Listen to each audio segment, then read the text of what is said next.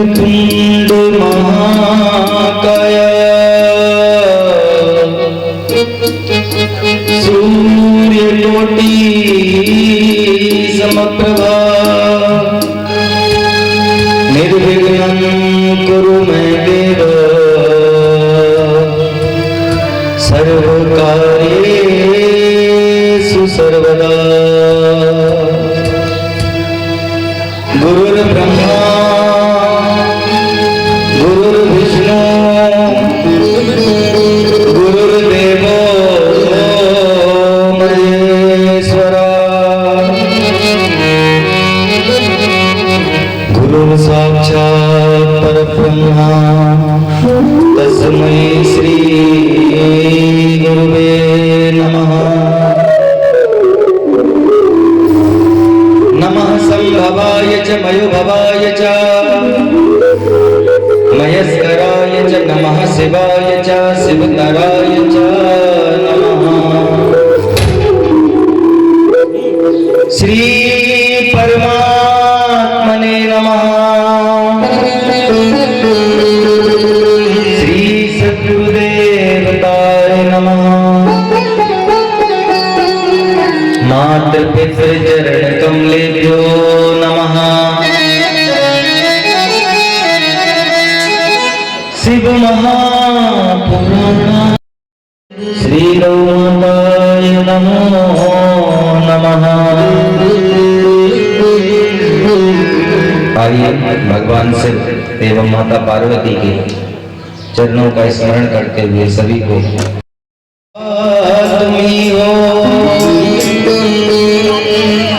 प्रभु तुम ही जग की माता हो। भाई बंधु सखा सहायक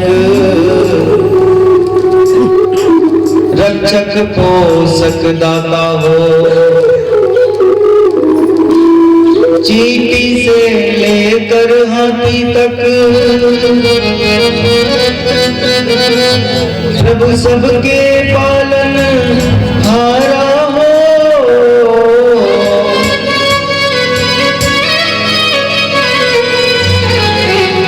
नमस्कार भगवान तुम्हें भक्तों का बारंबार हो। नमस्कार भगवान तुम्हें भक्तों का बारंबार हो। नमस्कार भगवान तुम्हें भक्तों का बारंबार हो। ये श्रद्धारूपी भेंट हमारी, श्रद्धारूपी भेंट हमारी चरणों में स्वीकार हो। चरणों में स्वीकार बोले बाबा चरणों में स्वीकार हो। चरणों में स्वीकार हो। नमस्कार भगवान तुम्हें भक्तों का बारंबार हो। नमस्कार भगवान तुम्हें भक्तों का बारंबार हो।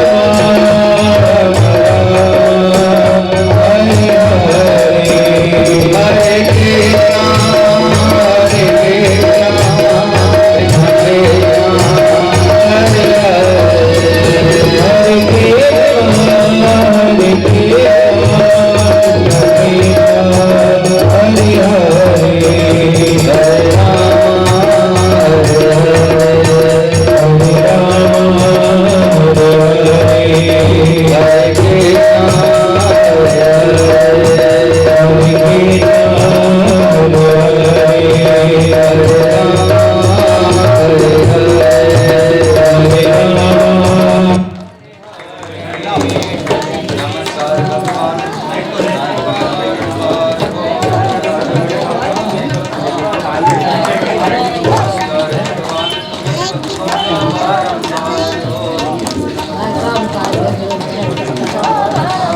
भक्तों का बारंबार भक्तों का बारंबार भक्तों का बारंबार भक्तों का बारंबार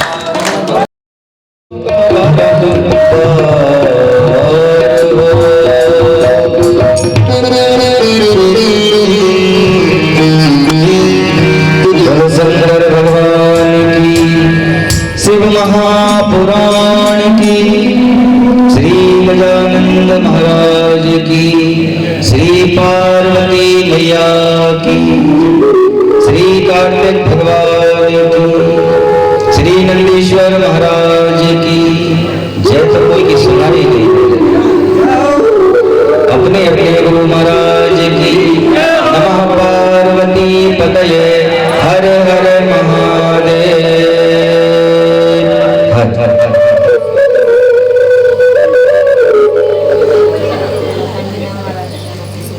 श्री शिव महापुराण तृतीय दिवस मंगलमय आनंद के साथ हम लोगों का यह सत्संग आज तृतीय दिवस में है।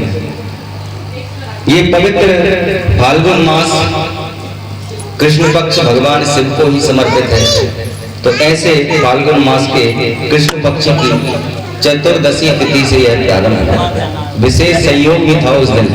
एक तो शिवरात्रि थी, दूसरा प्रदोष था और तीसरा शनि प्रदोष था। ये सब दुर्लभ संयोग थे। चतुर्दशी तिथि से हम यह शिव महापुराण कथा का श्रवण भगवान नीलकंठ महादेव की सन्निधि में भगवान कांच मंदिर और रामेश्वर महादेव की सन्निधि में एवं यजमान परिवार के कुल देवता श्री मल्हार खंडोबा की कृपा से यह इनकी कुल देवी श्री तुलजा भवानी जो 3.5 शक्तिपीठों में मानी जाती है, इनकी कृपा से यह दिव्य अनुष्ठान इस कथा के मुख्य यजमान श्री अभय लुखे एवं उनकी धर्मपत्नी श्रीमती मीनाक्षी लुखे जी एवं उनके पुत्र पुत्री दामाद समस्त परिवार इनके द्वारा यह दिव्य आयोजन है। इस आयोजन में आज हमारे बीच में हमारे गांधी चौक विराट बजरंग मंदिर के पुजारी हनुमान जी के उपासक और हम सब के श्रद्धेय हम सब के बीच में यहाँ पर उपस्थित हैं। आपके चरणों में भी व्यास गादी से हमारा प्रणाम है। यहाँ उपस्थित जो हमारे ब्राह्मण देव हैं जो प्रातः काल से यहाँ पूजन कर संपादित करते हैं, उनको भी हमारा व्यास गादी से प्रणाम है।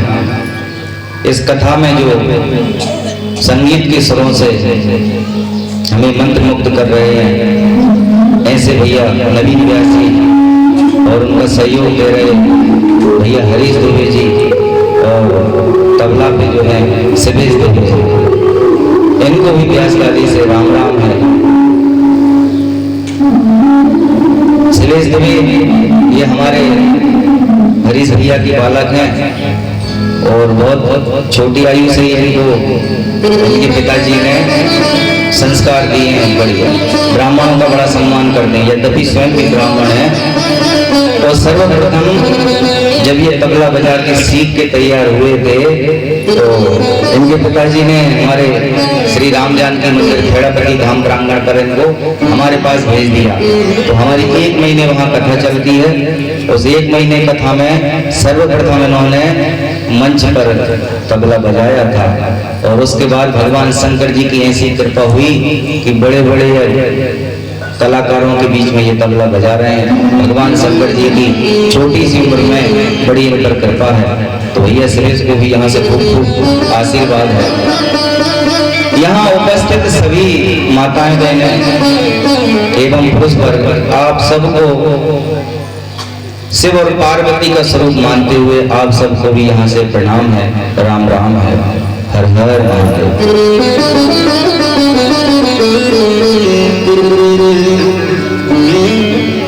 कल की कथा में हमने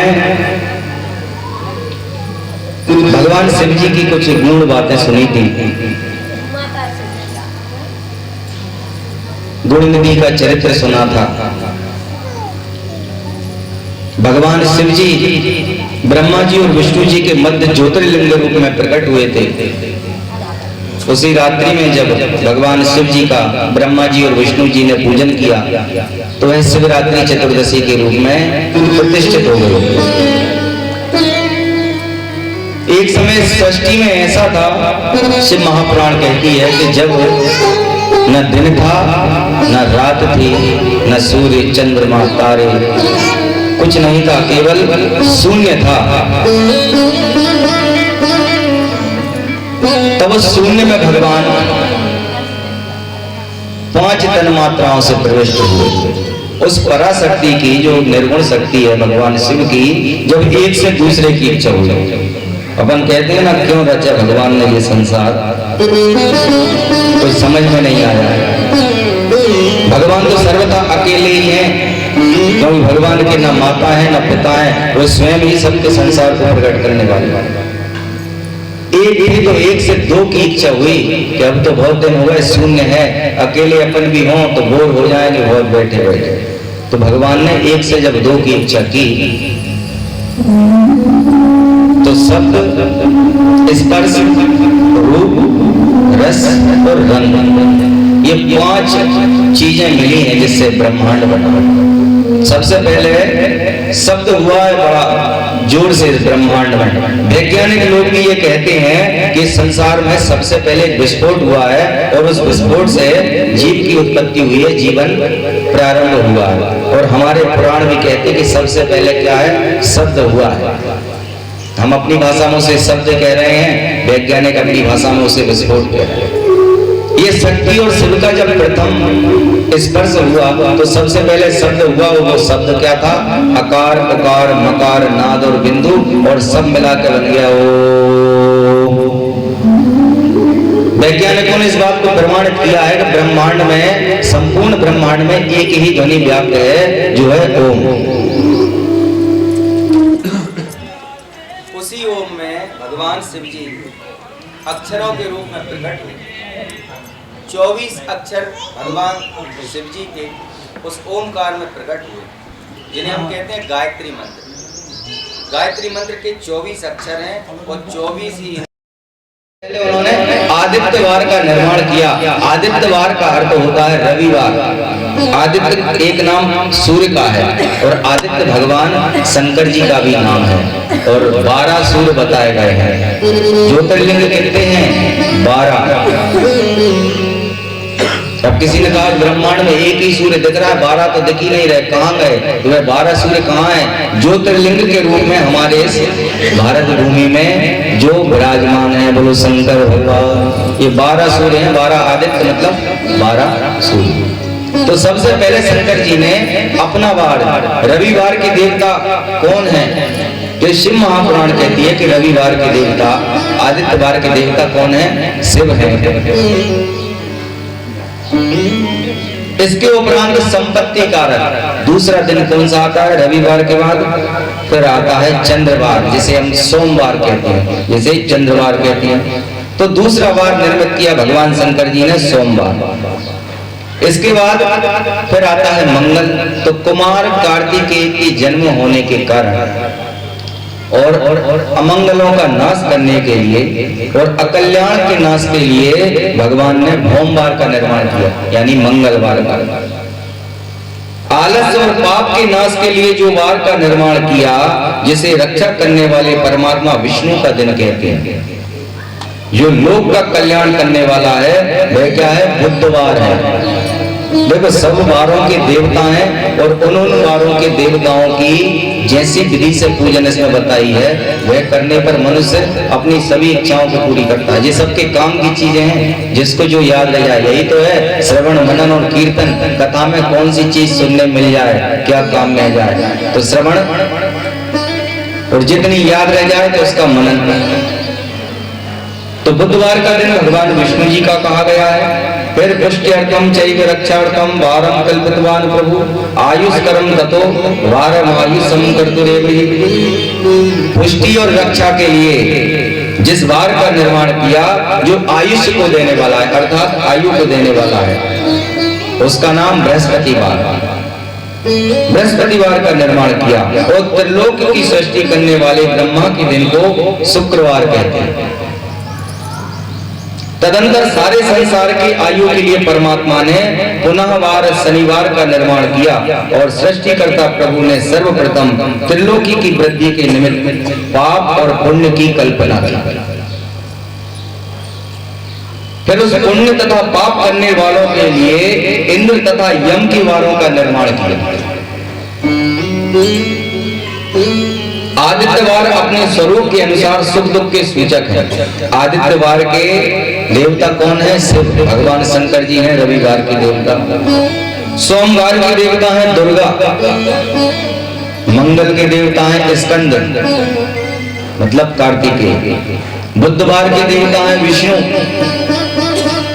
बृहस्पति गुरु के देवता हैं यम और शुक्र के ब्रह्मा तथा शनि के इंद्र स्वामी। ये 7 वारों के 7 देवता हैं। यद्यपि बुधवार भगवान गणेश जी को समर्पित है, लेकिन बुधवार के देवता कौन है? भगवान विष्णु।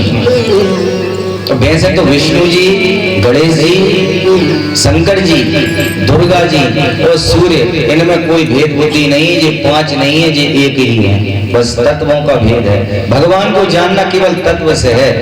भगवान तो सब में तत्व के रूप से है, भेद कुछ नहीं है, केवल तत्व अलग अलग है। तो परमात्मा ने वार निर्माण करने के पश्चात उनके स्वामी का निर्माण किया और उन्हें ज्योतिष चक्र में प्रतिष्ठित किया।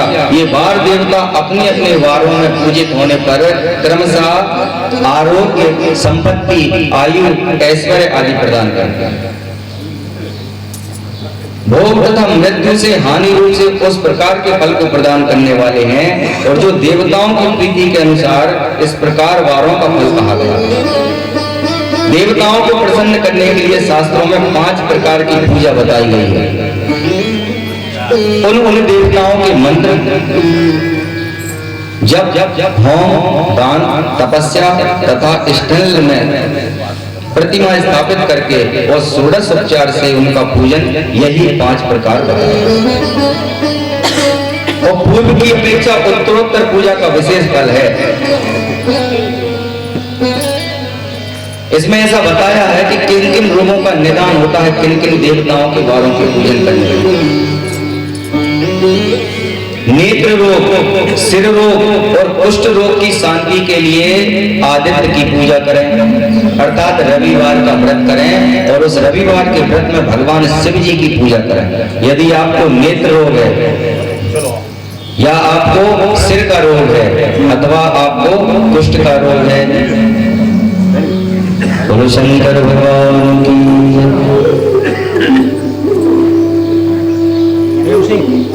हमारे विश्व हिंदू परिषद के श्री नीलेश अग्रवाल जी और उनकी समस्त टीम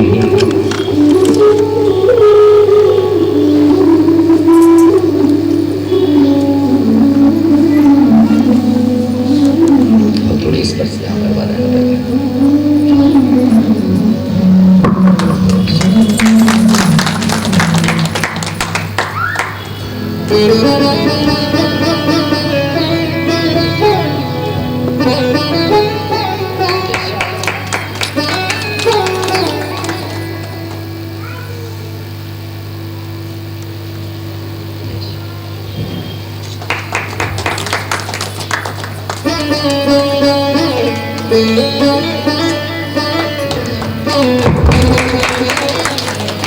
बोलो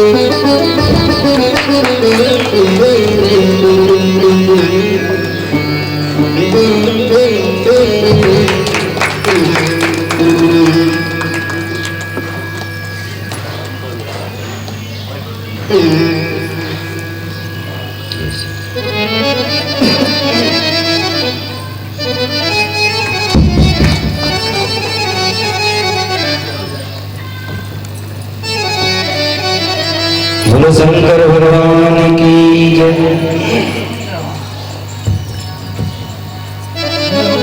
तो जिनको भगवान शंकर जी की पूजन करें,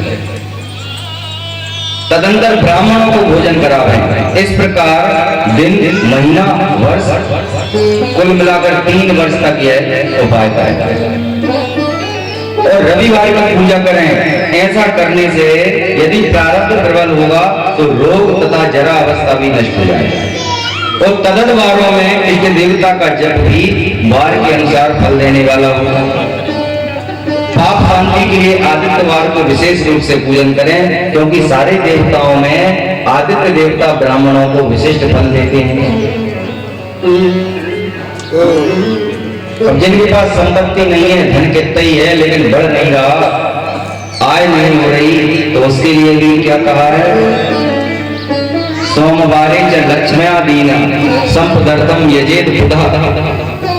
बुद्धिमान व्यक्ति के लिए सोमवार के दिन लक्ष्मी का पूजन करें और यदि बील वृक्ष के नीचे बैठ के लक्ष्मी जी की ओर पूजन करें तो उसका फल इसमें वर्णन करने के लिए नहीं, अक्षय फल की प्राप्ति होती है। तो बिल्व वृक्ष लक्ष्मी जी के द्वारा इस पृथ्वी पर अवतरित हुआ है। बोलो शंकर भगवान।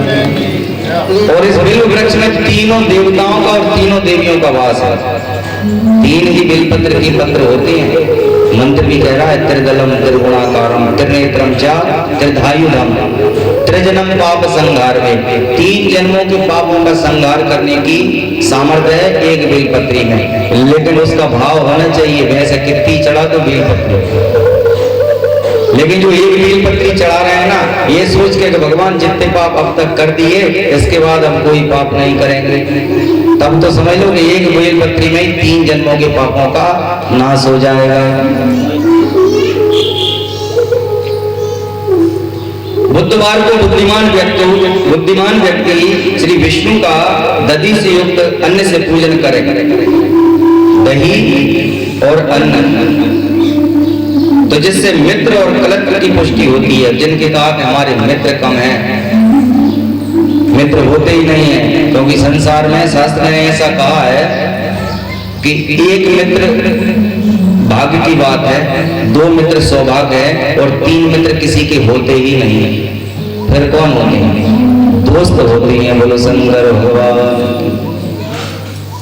अब दोस्त में तो दोष पहले ही लगा है, तो जितने दोष होंगे उतने ही समझ लो कि दोष अपने अंदर है, क्योंकि मित्र तो एक ही मिलता है, 2 नहीं मिलते। 2 मित्र बड़े एक दूसरे से बहुत प्रसन्न प्रेम करते थे। एक मित्र का विवाह हुआ तो अपने ससुराल के लिए गया, अब साथ में दूसरे मित्र के घर से पहुंचा कि चल भाई जल्दी चल। उसने कहा यार कपड़े धुले ही नहीं है, पूरे सब गंदे हो रहे हैं। तो उन्होंने कहा कोई बात नहीं, कपड़े मैंने तो 3-4 जोड़ी रखे हैं और दोस्त तो दोस्तों के कपड़े पहन लेते हैं ना, हमारे ही पहन ले। अब दोस्त था तो तैयार हो गया कि ठीक है भाई चलो अभी हम अभी क्या कर रहे हैं। तो ससुराल पहुंच गए, बढ़िया आओ भगत हुई। पहले भी प्रथा थी गांव में, अब तो कम हो गई कि यदि कोई दामाद कहीं का आता था तो पूरे घर में मोहल्ले में उसके लिए चाय के लिए आमंत्रण रहता था और चाय पी के ही पेट भरा जाता था। क्योंकि सतयुग में घी मिले, द्वापर में दूध और कलयुग में चाय मिल रही है, फूंक के पी। दोस्त साथ में गया, ससुराल में पहुंचे, चाय पीने गए कहीं तो सब बात हुई और लाला जी बहुत दिनों में आए और सब ठीक है। अच्छा ये कौन है साथ में? तो अब देखो उनके मन से निकला, बोले हमारे दोस्त हैं, बहुत अच्छे मित्र हैं। निकल के आ रहे थे, घर पे थे तो हम लेवा लाए। अब कपड़े धुले नहीं थे तो हमने कहा हमारे पहन लेना। बोलो शंकर भगवान। अब दोस्त को बड़ा लगा कि यार ये कहने की क्या जरूरत है, कपड़े नहीं थे तो हमारे पहने, मतलब लोगों को ये लगे कि हम पर कपड़े ही नहीं। तो उन्होंने कहा वो हमारे, हम तो घर जा रहे हैं, तुम तुम्हारा बोले यार हमसे गलती हो गई, कपड़े का निकल गया मुंह से, अब नहीं कहेंगे किसी से, बिल्कुल किसी से। जैसे कैसे दोस्त को मना लिया, फिर पहुंचे दूसरी जगह, फिर चाय पीने पहुंचे, बातचीत हुई, थोड़ी देर बाद उन्होंने फिर कहा कि ये कौन है आपके साथ में, पहली बार देख रहे हैं, विवाह में भी नहीं देखा। अरे ये हमारे मित्र हैं और विवाह के समय नहीं आए थे, बहुत अच्छे मित्र हैं, बहुत अच्छा हमारा साथ देते हैं, और कपड़े इनके अपने ही हैं, इन्हें अपने खुद के ही पहने हैं। बोलो शंकर भगवान।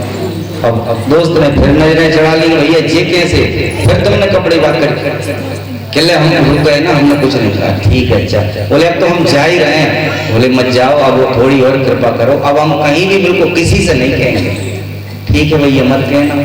तीसरी जगह फिर पहुंच गए और फिर वही प्रश्न आया, तो फिर उनके मुंह से निकल गया हमारे दोस्त हैं, बहुत अच्छी हैं, लेकिन कपड़े, बस दोस्त की तरफ देखा और वहीं के वहीं चुप रह गए। बोलो शंकर भगवान। तो दोस्तों का कुछ मत कहो, दोस्त तो उनमें दोस्त कोई ना कोई लगा ही होता है, लेकिन मित्र जो होता है तो अपने मित्र के छोटे से दुख को ये समझता है कि ये पहाड़ जैसा दुख आ गया, और अपने पहाड़ जैसे दुख को वह छोटा सा दुख समझता है मित्र क्या, क्योंकि जो न मित्र दुख होए दुखारी तिने बिलोकत पातक भारी। तुलसीदास जी कह रहे हैं कि जो मित्र के दुख से दुखी ना होए तो ऐसे को तो देखने का ही दोष है। तिने बिलोकत, बिलोकत मतलब देखना, जो ऐसे लोगों को देखते हैं तो उनका तो भगवान ही मालिक है।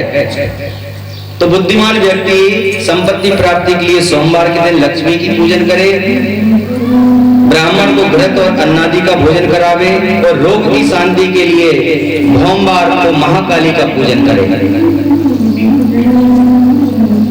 और अन्न से पूजन करे तो सर्वदा पुत्र मित्र कलत्र की पुष्टि होती है। और भोग की इच्छा हो तो शुक्रवार के दिन देवताओं का यजन करो और ब्राह्मणों को तृप्त करो।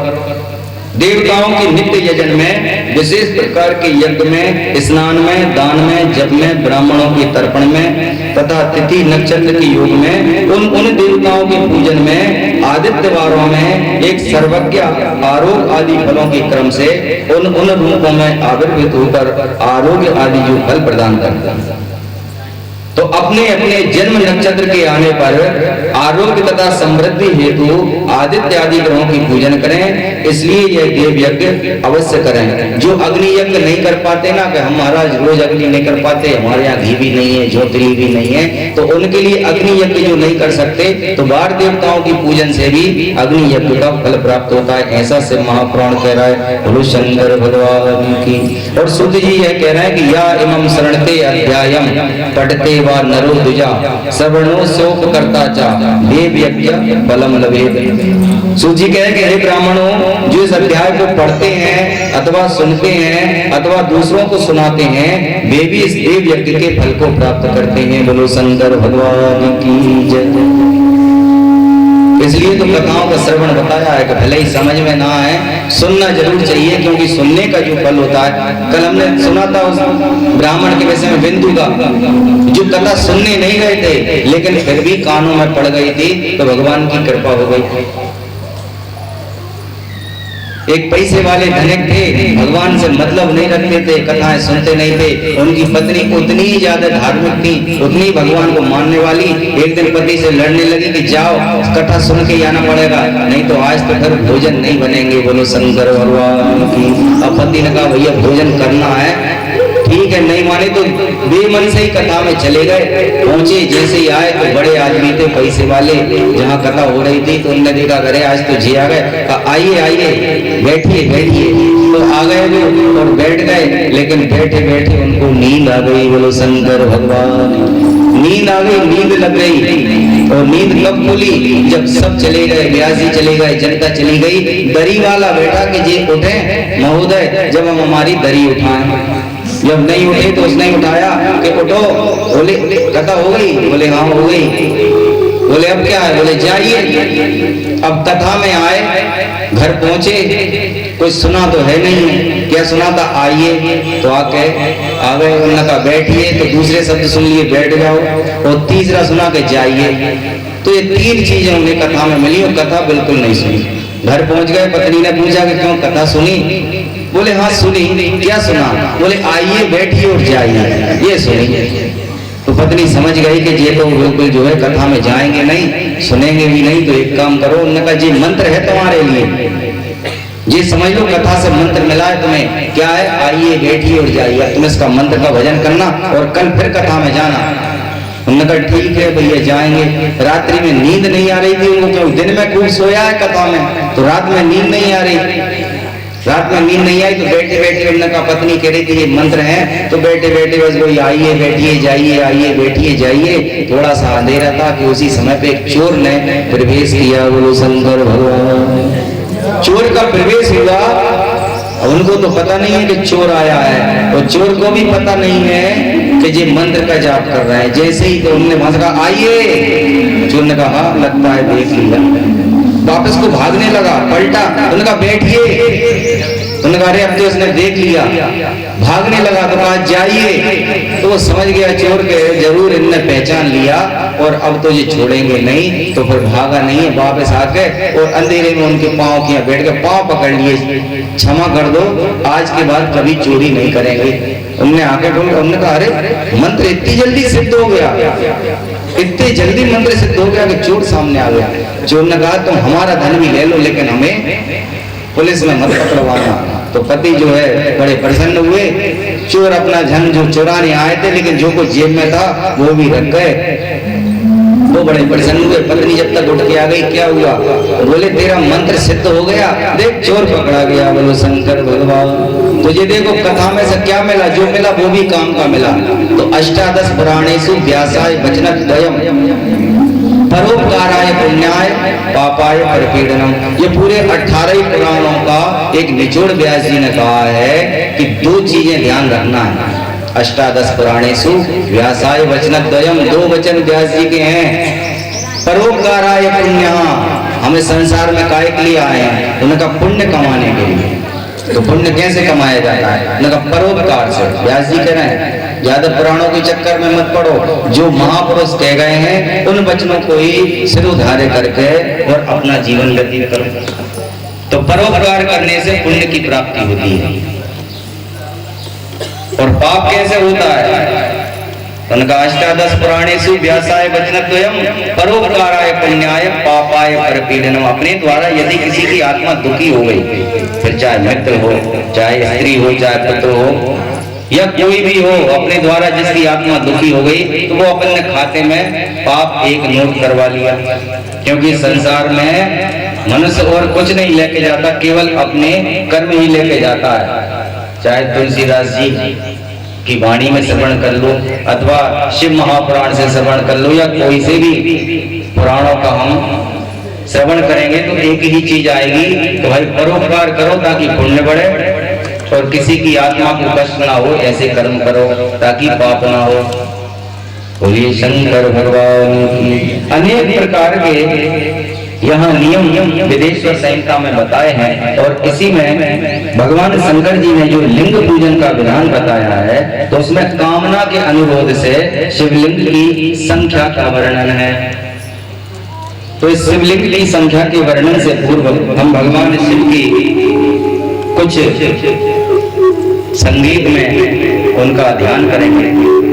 क्योंकि सब्जी में कितना ही मसाला हो, सारे मसाले डाल दो, MDHA और सब प्रकार के खड़े पिसे, लेकिन नमक मत डालो, राम रस, तो पूरी सब्जी में आनंद नहीं आएगा। ऐसे ही कथाओं में जब तक इसका नियम भी है श्रवण मनन और कीर्तन, पहले सुनो फिर सोचो फिर भजन करो और भगवान से नित्य प्रार्थना करो। क्या करो?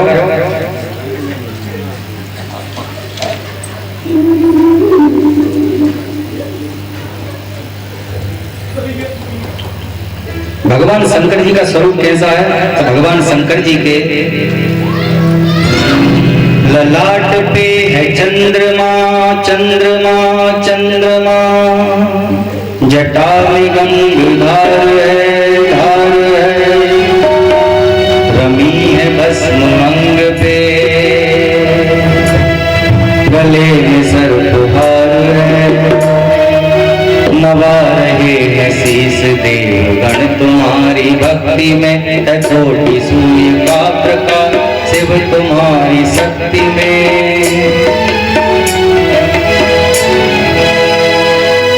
शंकर भोले भाले शैल बिहारी त्रिपुरारी तेरी लीला तो है सबसे न्यारी। हो शंकर भोले भाले शैल बिहारी त्रिपुरारी तेरी लीला तो है सबसे न्यारी। हो शंकर भोले भाले शिव त्रिपुरारी त्रिपुरारी तेरी लीला तो है सबसे न्यारी। शंकर भोले भाले शैल बिहारी त्रिपुरारी तेरी लीला तो है सबसे न्यारी। हो शंकर भोले भाले शिव त्रिपुरारी त्रिपुरारी तेरी लीला तो है सबसे न्यारी।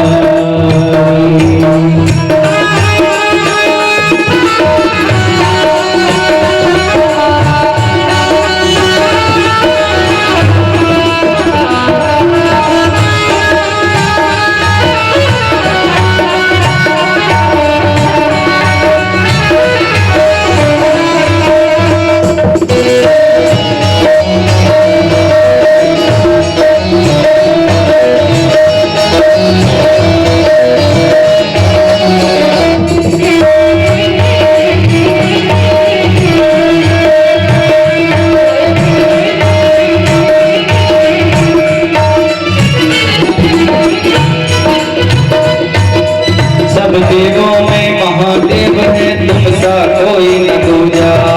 सब देवों में महादेव है तुम सा कोई न दूजा। सब देवों में महादेव है तुम सा कोई न दूजा। सब देवों में महादेव है तुम सा कोई न दूजा।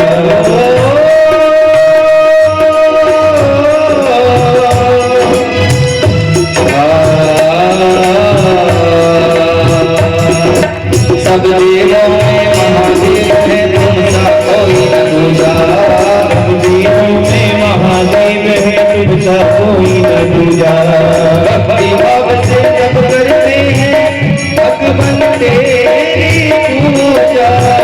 भगवान तेरी पूजा शिव जी तेरा तो है शिव जी तेरा तो है रूप निराला भोला भाला तेरी लीला में सब बलहारी।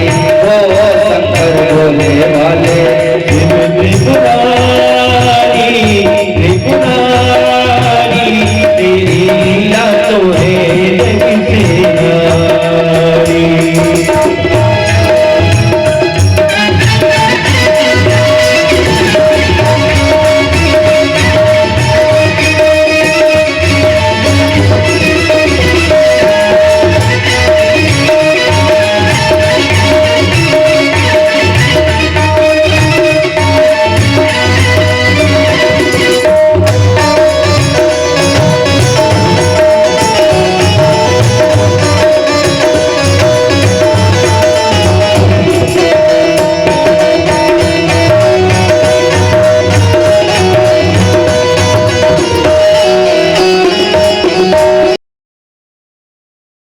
सभी देवता अमृत को लल जाए। सागर मत के सभी देवता अमृत को लल जाए। सागर के सभी देवता अमृत को लल जाए। तुम अभय कर इसको भी कर नीलकंठ गाए। जो भी आया शंभु शरण तिहारी। दुख हारे उसकी नैया तूने पार लगाई। हो शंकर भोले भाले शिव त्रिपुरारी त्रिपुरारी तेरी लीला तो है जग से न्यारी। हो शंकर भोले भाले शैल बिहारी त्रिपुरारी तेरी लीला तो है सबसे न्यारी। हो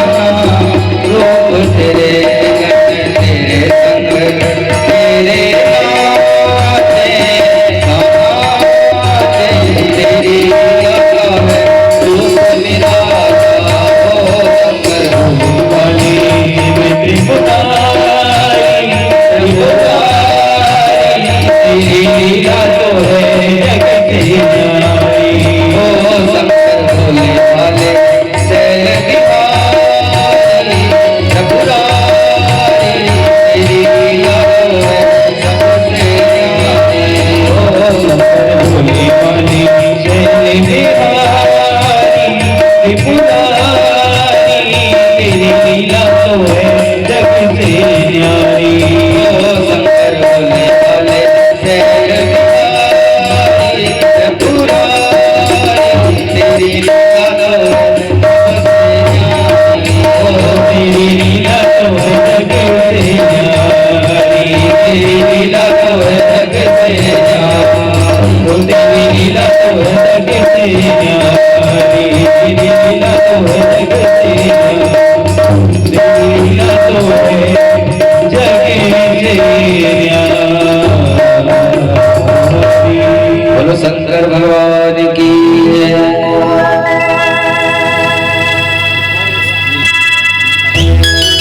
अत्यंत मन को आनंद देने वाली जैसे महापुराण कथा।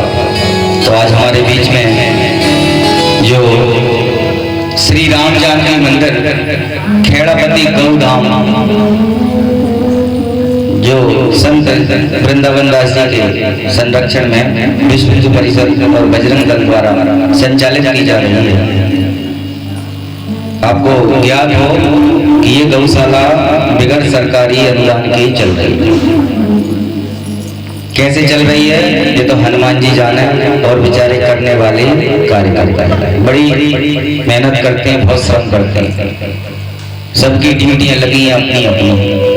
गौ की सेवा में निरंतर यह अपने निजी कार्य भी छोड़ देते हैं समय पर, दिन हो अथवा रात हो। जिसे कहेंगे शुद्ध धर्म, क्योंकि 4 चीजों पे धर्म टिका है, ब्राह्मण, गाय, पतिव्रता नारी और संतन।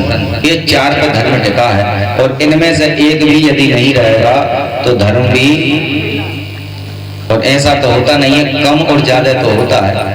तो ऐसे धर्म को धारण करने वाली गौ माता की सेवा में जो लगे हैं, तो आज हमारे इस कथा के आयोजक श्री अभय लोहिया जी दादा ने इस गौशाला के लिए अपनी ओर से 21 रुपए का छोटा सा गौग्रास के हेतु समर्पण किया है। दादा के लिए एक बार तो भैया एक बार यहाँ मंच पर आकर और ये समर्पण राशि स्वीकार करेंगे। अरे 2 जने 3 जने 4 जने बजाओ। दान करो कल्याण, दान जितना करेंगे ना तो हमेशा कल्याण ही करेगा, दुर्गति नहीं करेगा, दान कल्याण करेगा।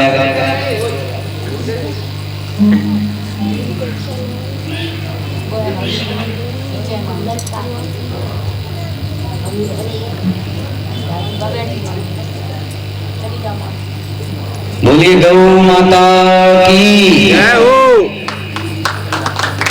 ऐसा आशीर्वाद सब लोग दोगे, इनकी गौशाला खूब बढ़िया चलाएं और इन पर किसी प्रकार का आक्षेप ना लगे, गौ माता की कृपा बनी रहे और गौ माता खूब सेवा होती रहे। थोड़ा शंकर भगवान की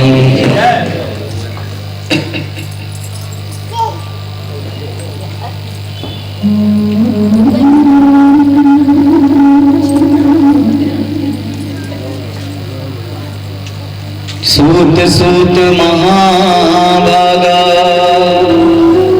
व्यास शिष्य नमस्तुते संयुक्तं त्वया ताता पार्थिवार्च विधानकम् कामना भेदमाश्रित्यं संगयां प्रभो शिव पार्थिवलिंगानां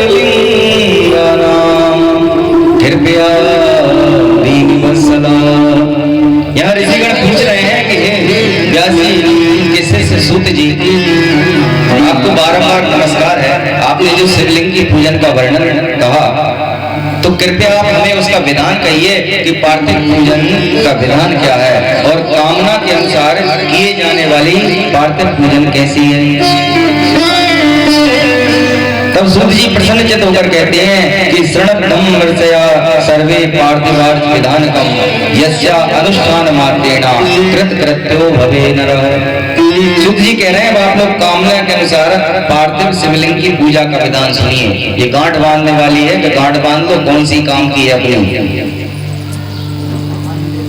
तो शिव जी कह रहे हैं कि बिना पार्थिव लिंग की पूजा किए ही जो अन्य देवताओं की पूजन करते हैं तो उसकी सारी पूजा निष्फल हो जाती है। आप कितनी ही देवताओं की आराधना पूजन करते रहो, जब तक शिव जी की पूजन नहीं करते, पार्थिव पूजन नहीं करते, तो वह उतना फल नहीं देती शेष पूजा, उनकी पूजा निष्फल हो जाती है। अब मैं आप लोगों से कामना के अनुसार पार्थिव शिवलिंग की संख्या का वर्णन करता हूँ। हे मुनि श्रेष्ठो, यह संख्या निश्चित ही तत्क्षण फल को देने वाली है। सर्वप्रथम लिंग में पृथक आवाहन तथा पृथक प्रतिष्ठा एवं पूजन है। सब लिंग समान आकार का बनावे, किंतु सब कार्य पृथक समझे। जो शिवलिंग रुद्रियां बनाते हैं ना हम लोग संख्या से, तो सब एक ही साइज के बनाते हैं, छोटे बड़े कोई नहीं होते, तो सब एक ही बनाते हैं, लेकिन उनका भाव सबका अलग अलग होता है। विद्यार्थी पुरुषः प्रीत्या सहस्त्र मत पार्थिव। विद्यार्थियों के लिए प्रीति पूर्वक करते हैं प्रसन्नता से, प्रीति पूर्वक सहस्त्र पार्थिव लिंग, सहस्त्र मतलब 1000, इनका पूजन करें तो निश्चित ही फल देने वाला है। भले ही बुद्धि नहीं चल रही, याद नहीं हो रहा, पढ़ाई नहीं हो रही, 1000 शिवलिंग बनाओ प्रतिदिन और उनका पूजन करो। 1000 शिवलिंग बनाने में बहुत अधिक समय नहीं लगता। जितनी देर में एक मोबाइल का गेम पूरा होता है, उतनी देर में 1000 शिवलिंग भी बन जाते हैं। तो विद्यार्थियों के लिए 1000 पार्थिव प्रतिदिन बनाकर पूजन करें तो निश्चित ही कोई भी परीक्षा में फेल नहीं हो सकता। लेकिन भगवान की आराधना के साथ साथ पढ़ाई भी हम जी नहीं करें कि अकेला अभिषेक कर दो और पढ़ो मत पास हो जाओगे ना। याद यदि नहीं होता, भूल जाते हैं, आगे पाठ और पीछे सपाट हो जाता है तब। तो शिवलिंग का पूजन करें वह निश्चित फल देने वाला होता है। और धन को चाहने वाला पुरुष जिनके पास धन नहीं रहता, आर्थिक रूप से कमजोर रहते हैं, तो वह 500 प्रतिदिन बनाएं और उनकी पूजन करें, 500। और जिनके पुत्र नहीं है, जिनकी संतान नहीं है और पुत्र की कामना है, पुत्र हो नहीं रहे, तो उनके लिए 1500 प्रतिदिन शिव जी बनाकर उनका अभिषेक करना चाहिए। वस्त्र चाहने वाला 500 पार्थिव शिवलिंग बनाकर पूजा करे। और मोक्ष चाहने वाला जिसे मोक्ष चाहिए तो वह 1 करोड़ शिव जी का पूजन करे। भूमि चाहने वाला जिनका भूमि नहीं है, थोड़ी सी भी नहीं है, तो वो 1 सहस्त्र यानी 1000 प्रतिदिन पार्थिव पूजन करे। और शिव कृपा चाहने वाले 3000 तथा तीर्थ की इच्छा वाले, अब जिनकी तीर्थ यात्रा नहीं हो पाती, या तो आर्थिक रूप से नहीं हो पा रहे, या शारीरिक रूप से नहीं हो पा रहे, या जाने की तैयारी होती है लेकिन बाधाएं उत्पन्न हो जाती हैं, तो उन्हें क्या करना चाहिए? तीर्थ की इच्छा वाले 2 सहस्त्र 2000 शंकर जी रोज बनाओ घर पे और उनकी पूजन करो। 2000 शिव जी की प्रतिदिन जो पूजन करोगे तो निश्चित शिव जी की कृपा से सारे तीर्थों के दर्शन हो जाएंगे। इस तरह से ये कामना की अनुसार भगवान शिव के पार्थिव पूजन का जो हमने आपको बताया है, ये श्रद्धा और विश्वास से जो व्यक्ति भगवान शिव की पार्थिव पूजन का नियम लेते हैं, उनके नियम सारे पूर्ण हो जाते हैं। हमारे खेड़ापट्टी से कई माताएं ऐसी हैं जो वर्षों से जिनने नियम धारण कर लिया, जिनके घर नित्य शिवजी बनते हैं। नित्य जो भले ही छोटे से बना लो, और जो 5 अक्षर है नमः शिवाय, इनसे पूजन करो। कल भी बताया था कि स्त्रियों को ओम लगा के नमः शिवाय नहीं भेजना चाहिए, केवल नमः शिवाय भेजना चाहिए। ओम में लगा सकते हैं, नमः शिवाय ओम, नमः शिवाय ओम, तो इस तरह से बीच में हो जाएगा ओम मूल में, और नमः शिवाय आगे पीछे। तो इस नमः शिवाय से भी आप सारी पूजन भगवान शंकर जी की कर सकते हो, और भगवान शंकर जी उस पूजन को स्वीकार कर लेते हैं।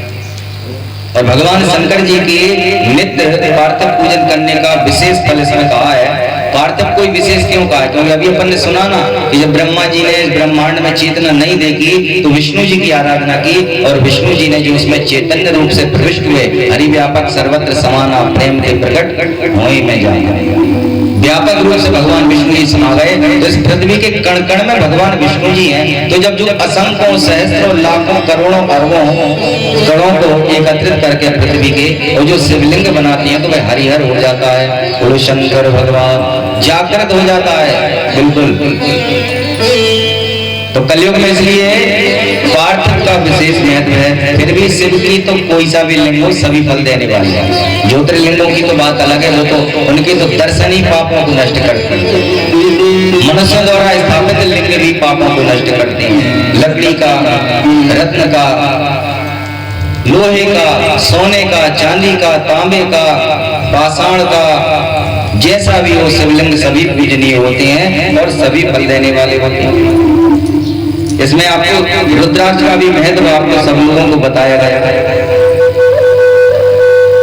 नारद चरित्र में जो हमने सुना था कि नारद जी ने भगवान विष्णु जी को श्राप दी और भगवान विष्णु जी ने फिर उनसे क्या कहा कि आप जाओ और तीर्थों का अनुगमन करते हुए भगवान विष्णु जी के द्वारा बताने पर तीर्थों का अनुगमन करते हुए और अपने पिता ब्रह्मदेव से भगवान शंकर जी की कथा सुनो, क्योंकि शिव कथा समस्त पापों को नष्ट करने वाली है, ऐसा शिव महापुराण कहती है। तो सर्वप्रथम जब ब्रह्मा जी सृष्टि का निर्माण कर रहे थे तो पहले उन्होंने तिरछे उड़ने वाले पक्षियों का निर्माण किया, संतुष्टि नहीं हुई। फिर अपने मन से, अपने शरीर के अंगों से, कानों से, श्रवण से, श्रोत से, जिह्वा से अलग अलग उनसे अनेक प्रकार की उत्पत्ति की। ऋषियों की, कर्दम ऋषि, वशिष्ठ ऋषि, पुलस्त ऋषि, नारद जी, दक्ष जी, ये सब भगवान ब्रह्मा जी ने उत्पन्न किए। तब भी मन में शांति नहीं मिली, क्योंकि सृष्टि कर तो रहे थे लेकिन बढ़ नहीं रही थी, और सृष्टि नहीं बढ़ रही तो उनका कार्य अपूर्ण था, पूर्ण नहीं मिला था। अब नारद जी और यहाँ दक्ष संतानें उत्पन्न करते, अभी विवाह नहीं हुआ दक्ष का, अभी तो मन से केवल जैसे ब्रह्मा जी ने उत्पन्न किया ऐसे ही दक्ष ने किया। 60,000 संतानें की पहली बार में, तो नारद जी मिल गए रास्ते में ही। अब नारद जी तो जो जैसा होता है वो अपने साथ वाले को वैसे ही बना लेता है। व्यापारी के साथ रहने लगो तो हम भी व्यापारी बन जाएंगे, साधुओं के साथ रहने लगो तो साधुता आ जाएगी, दुष्टों के साथ रहने लगो तो दुष्टता आ जाएगी। अब नारद जी तो साधु हैं, रास्ते में मिल गए तो कहाँ जा रहे हो? बोले अब कुछ नहीं, एक ही है, केवल भगवान का भजन करो, उसमें ही सब कुछ है। उपदेशित कर दिया, भगवान को उपदेशित कर दिया। 60,000 पूरे के पूरे चले गए और सबने संन्यास धारण कर लिया। दक्ष ने फिर 10,000 उत्पन्न किए। वो 10,000 को भी नारद जी ने उपदेशित कर दिया कि जाओ तुम भी भजन करो, क्योंकि भजन में ही सब कुछ है, बगैर भजन में कुछ नहीं। नारद जी ने 2 बार ऐसा किया, क्योंकि जहां पहुंचे भाग वहीं लग जाए आग, बोलो शंकर भगवान। नारद जी भगवान का मन कहे गए हैं। अब ऐसा सोच ही रहे थे कि मन से एक अत्यंत ही सुंदर पुरुष प्रकट हुआ है ब्रह्मा जी के, इतना सुंदर कि उसके नेत्र फूले हुए कमल के समान, एकदम शांत मुद्रा, भगवान विष्णु जी की तरह पूरा उसका, हाथ में धनुष और बाण और 5 बाण उसके पास। वह पुरुष उत्पन्न हुआ तो चारों ओर एकदम से उल्लास छा गया, उमंग, और उसी के साथ में एक स्त्री भी उत्पन्न हुई, जोड़ा, जिसका नाम था संध्या। कामदेव और संध्या जब उत्पन्न हुए तो समस्त ऋषियों के मन में विकार उत्पन्न होने लगे। तो काम के विकार सबको मिल जाते हैं, समस्त ऋषियों के मन में विकार उत्पन्न होने लगे। और विकार भी ऐसे वैसे नहीं, जैसे ही वह पुरुष ब्रह्मा जी के सामने आया, ब्रह्मा जी को प्रणाम किया और ब्रह्मा जी से कहा कि मेरा नाम और मेरा काम बताओ। तो ब्रह्मा जी ने कहा कि तुमने उत्पन्न होते ही सबके मन को मत दिया, इसलिए तुम्हारा नाम मनमत होगा। अनेक नाम होंगे, मनमत तुम्हारा नाम होगा और आगे चल के तुम्हारा नाम काम होगा। और ये जो तुम्हारे अस्त्र हैं, ये अस्त्र सारे हमारे उत्पन्न सारी सृष्टि पर चलेंगे, जो ब्रह्मा से उत्पन्न सृष्टि। और ब्रह्मा से उत्पन्न सृष्टि सब कुछ है, केवल क्या नहीं है ब्रह्मा से उत्पन्न, तो का शिव नहीं है और विष्णु नहीं है, तो इन पे ही नहीं चलेंगे। कामदेव तो स्वयं विष्णु जी का ही स्वरूप है। कामदेव और विष्णु जी, इनके अवतारों में कामदेव अवतार भी विष्णु जी का माना गया। तो कामदेव को ऐसा वरदान दिया कि हमारे तुम्हारे द्वारा समस्त सृष्टि में तुम्हारे ये अस्त्र शस्त्र सब पे चलेंगे, ब्रह्मा पर, हम पर, हमारे संसार में। कामदेव ने कहा कि अब ताकत तो मिल गई है, इनका प्रयोग कहाँ करें? तो प्रयोग कहाँ करें? यहीं कर लो जहां से मिला है।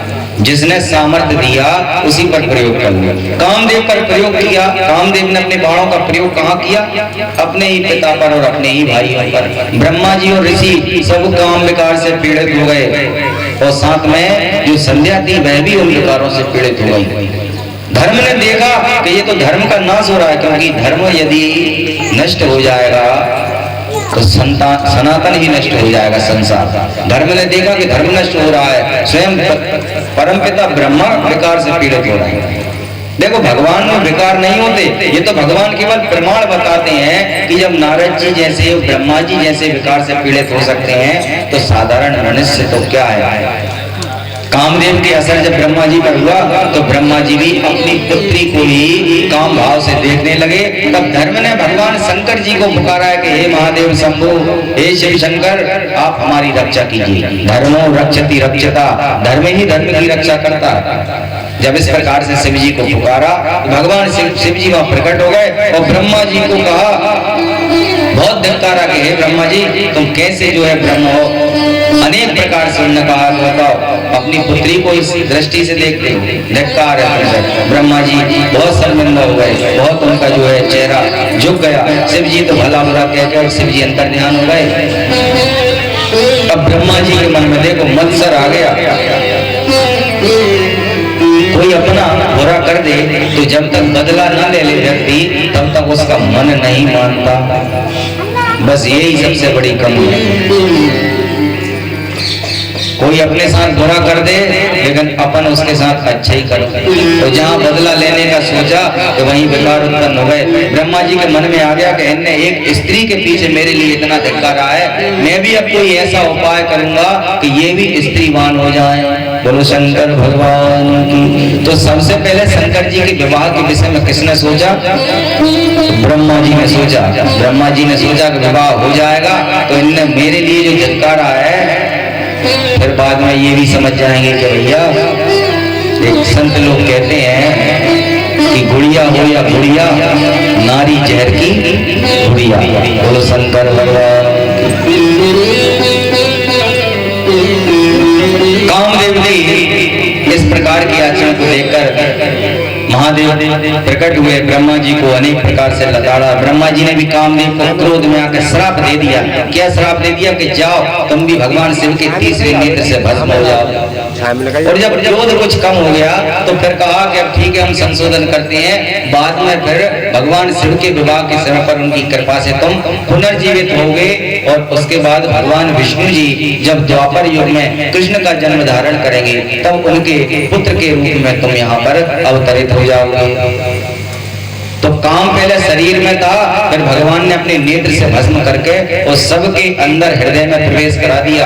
क्योंकि कामनाओं के कांटे प्रत्येक मनुष्य का हृदय छेदन करते हैं, रुकते ही नहीं है, बंद ही नहीं होते। एक कामना है पूरी तो दूसरी प्रारंभ, दूसरी पूरी तो तीसरी प्रारंभ, खत्म ही नहीं होती। बोलो शंकर भगवान की। शिव महापुराण की जय।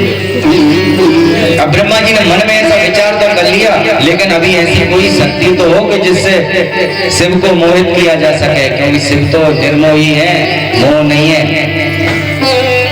और निर्गुण भी है। लेकिन भक्तों के प्रसन्नता के लिए वही भगवान शंकर जी सगुण हो जाते हैं। तब ब्रह्मा जी ने शक्ति की आराधना की। 10,000 वर्ष पर्यंत तक ब्रह्मा जी शक्ति की तपस्या की। शक्ति माता प्रसन्न हो गई और ब्रह्मा जी के सामने प्रकट हो गई। तो ब्रह्मा जी के सामने प्रकट हुई तो उन्होंने कहा कि हे ब्राह्मण, आपने मुझे किस हेतु से आपने मेरी तपस्या की? आपको क्या चाहिए? मैं सब कुछ देने में समर्थ हूँ। मैं त्रिदेव जननी हूँ, मैं ही पराशक्ति हूँ, मैं ही प्रकृति हूँ, मैं ही परमेश्वरी हूँ। मेरी ही माया से विष्णु जी 4 महीने के लिए निद्रासन में जाते हैं। मेरी ही माया से भगवान शिव जी ध्यान में चले जाते हैं। तो मैं ही निर्गुण हूँ, मैं ही सगुण हूँ, इसलिए तुम निश्चित होकर अपना कार्य करो। तो ब्रह्मा जी ने कहा कि एक ही निवेदन है कि आप तो कुछ ऐसा उपाय करो कि भगवान शंकर जी आपसे विवाह कर लें। ज्यादा क्या कहूं, आप मेरे घर मेरे पुत्र की पुत्री के रूप में जाओ। माता पार्वती तब परमेश्वरी प्रकृति ने ब्रह्मा जी से कहा कि ब्रह्मा जी ये आपकी भूल है कि हम उन्हें मोहित कर लेंगे, क्योंकि हम तो उनकी दासी हैं और दासी भला अपने स्वामी को मोहित कर सकती है क्या। लेकिन यह भी सत्य है कि जब जब शिव जी का अवतार हुआ है तब तब शिव जी की अर्धांगिनी मैं ही बनी हुई। तो मैं तुम्हारा कार्य अवश्य सिद्ध करूंगी। मैं अवश्य ही तुम्हारे यहाँ शरीर धारण करके और ऐसी तपस्या करूंगी कि जिससे भगवान शंकर जी मेरा वरण कर लें। इस प्रकार से ब्रह्मा जी से वरदान देकर माता पार्वती प्रकृति अदृश्य हो गई। यहाँ ब्रह्मा जी ने फिर अपने पुत्र को आज्ञा दी है। अकेले ब्रह्मा जी की तपस्या से ही नहीं काम हुआ है, जिसको संतान चाहिए उसको भी करना पड़ेगा। तो ब्रह्मा जी के कहने पर दक्ष ने भी माता की तपस्या की है। 12,000 वर्षों तक दक्ष ने पहले एक समय भोजन से किया, फिर धीरे धीरे भोजन को त्यागा, फिर केवल फलाहार पे रहे, फिर फलाहार को त्यागा, फिर पत्तों पे रहे, फिर पत्तों का खाना भी त्यागा, फिर क्या किया, वायु पे रहे। 12,000 वर्ष व्यतीत हो गए। तब जिसकी तपस्या पूर्ण हो जाए उसे दर्शन देने भगवान को आना ही पड़ता है। आज माता की तपस्या की 12,000 वर्षों में माता स्वयं प्रकट हो गई। वरदान मांगो तो वरदान में कहा कि माता ज्यादा कुछ नहीं, आप मेरी पुत्री बन के जाओ और भगवान शिव का वरण कर लो। तब माता ने तथास्तु कहकर और दक्ष के लिए यथा योग्य वरदान दिया और अपने पिता के रूप में दक्ष को स्वीकार किया। लेकिन एक वचन भी लिया। वचन क्या लिया माता ने? एक ही वचन लिया कि देखो, जिस दिन तुमने मेरी अवज्ञा कर दी, जिस दिन मेरा अपमान कर दिया, उस दिन मैं तुम्हें त्याग दूंगी, क्योंकि मैं कर्म के बंधन में नहीं बसती, मैं तो निर्गुणी हूँ, अपनी इच्छा से विचरण करती हूँ। इस प्रकार के माता सती के रूप में और दक्ष के घर प्रकृति परमेश्वरी प्रकट हो गई। बोलो शंकर भगवान। दुनिया में देव हजारों हैं, भोलेनाथ तुम्हारा क्या कहना। दुनिया में देव हजारों हैं, भोलेनाथ प्रभु का क्या कहना। भोलेनाथ तुम्हारा क्या कहना, विश्वनाथ तुम्हारा क्या कहना। भोले शिवाय नमः शिवाय नमः शिवाय शिवाय नमः शिवाय नमः शिवाय नमः शिव गंगा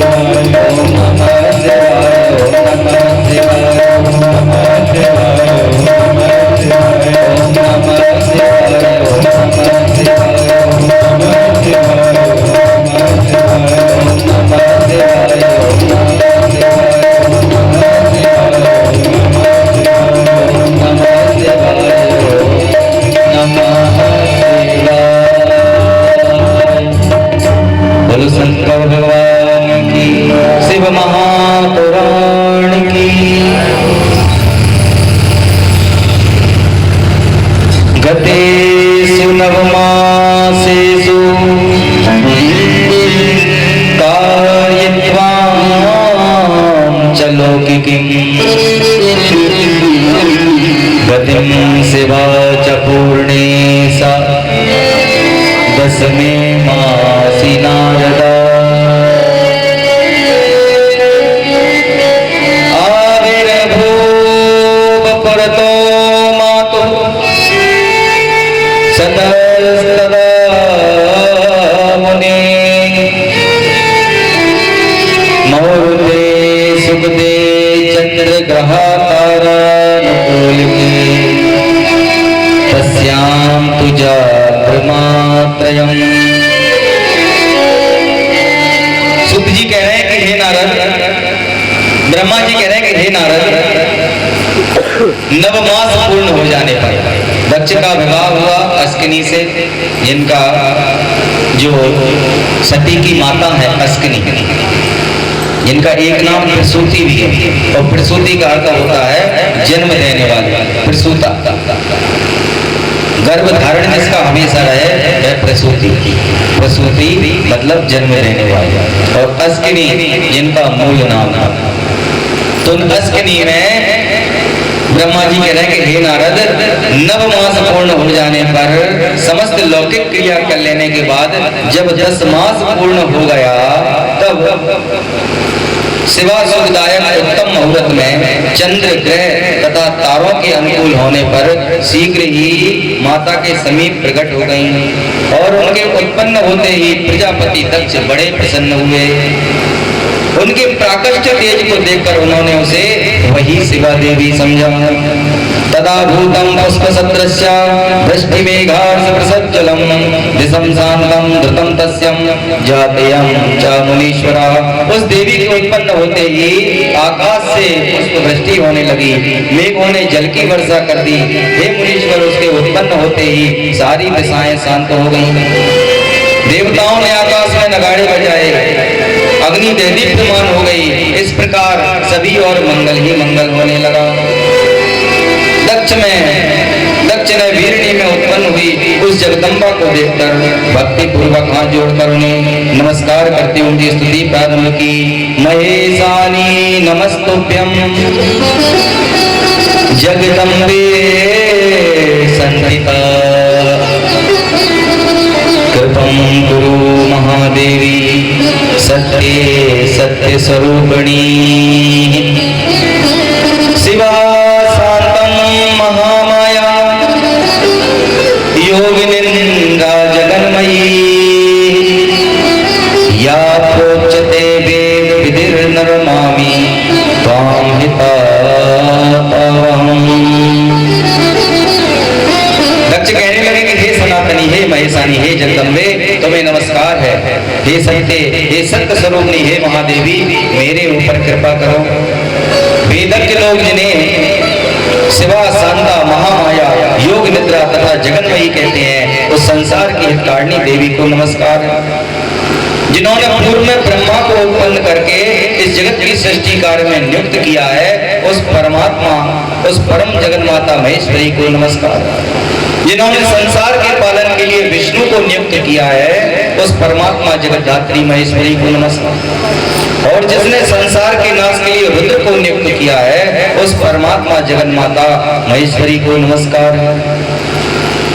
श्रीमद् देवी भागवत में सप्तशती में यह प्रमाण बनता है कि एक जगह पर स्वयं माता ने कहा है कि मैंने अपनी शक्ति से 3 संसार में जोड़े उत्पन्न किए। अपन कहते हैं त्रिदेव माता, 3 जोड़े उन्होंने उत्पन्न किए। पहला जोड़ा कौन सा? शंकर और सरस्वती, ये आपस में बहन भाई हैं। दूसरा जोड़ा ब्रह्मा और लक्ष्मी, और तीसरा जोड़ा विष्णु और पार्वती। ये 3 जोड़े उत्पन्न किए हैं किसने? त्रिदेव माता ने। जो सदा शिव और सदा पार्वती है ना, उनने। और 3 जोड़े उत्पन्न किए। ब्रह्मा जी को कार्य सौंपा सृष्टि के निर्माण का, विष्णु जी को पालन का और रुद्र को संहार का। लेकिन इनके पास इनकी शक्तियां कौन सी हैं? तो शिव की शक्ति क्या है? शिव की शक्ति है ज्ञान। ज्ञान की देवी सरस्वती, गायत्री। ज्ञान की देवी है सरस्वती, गायत्री।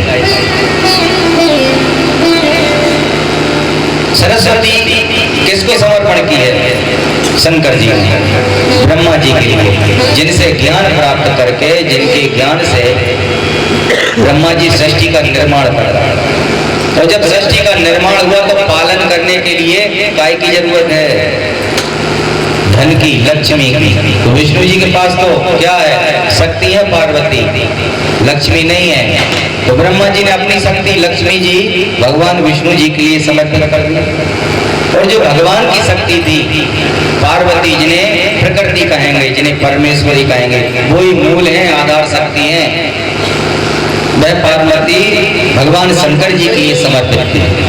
तो एक दूसरे की शक्ति से शक्तिवान होकर और एक दूसरे की शक्तियों से सृष्टि का संचालन करना, इनमें ऐसा एक दूसरे से जुड़ाव है कि कौन छोटा और कौन बड़ा इसका कोई पता है ही नहीं किसी को। और छोटे बड़े का भेद अपन को रखना भी नहीं, अपन को तो सबको एक समान दृष्टि से देखना है। 5 देवता, भगवान शंकर जी, भगवान विष्णु जी और ब्रह्मा जी, ये एक ही जड़ के 3 डाले हैं, इनमें भेद बुद्धि नहीं है। क्योंकि यहाँ देखो भगवान विष्णु जी के हृदय में शंकर जी विराजमान है और शंकर जी के हृदय में विष्णु जी। तब तो जब समुद्र मंथन हो रहा था और जिस समय पर सब कुछ निकल रहा था, रत्न आदि, लेकिन पहले क्या निकला? विष निकला। तो उस विष को पीने के लिए भगवान शंकर जी आगे आए हैं। उन्होंने कहा अमृत संसार तुम रखो, विष हमें दे दो। भगवान शंकर जी ने जब उस विष का पान किया है तो यह प्रमाण मिलता है कि वहां माता पार्वती प्रकट हो गई हैं और पार्वती ने प्रकट होकर और विष्णु जी का, शंकर जी का यहाँ गला पकड़ लिया है। बोलो शंकर भगवान, संत भगवान की जय। विष्णु जी तो शंकर जी के जहर का पान करने वाले हैं। शंकर जी ने देखा कि संसार में संपत्ति सबको चाहिए, अमृत सबको चाहिए, लक्ष्मी सबको चाहिए, लेकिन जहर किसी को नहीं चाहिए। बताओ कोई लेगा क्या? जानते बूझते कोई नहीं लेगा। लेकिन मृत्युंजय देवता है, मृत्यु को जीतने वाले भगवान शंकर जी। बोलो संत भगवान की जय।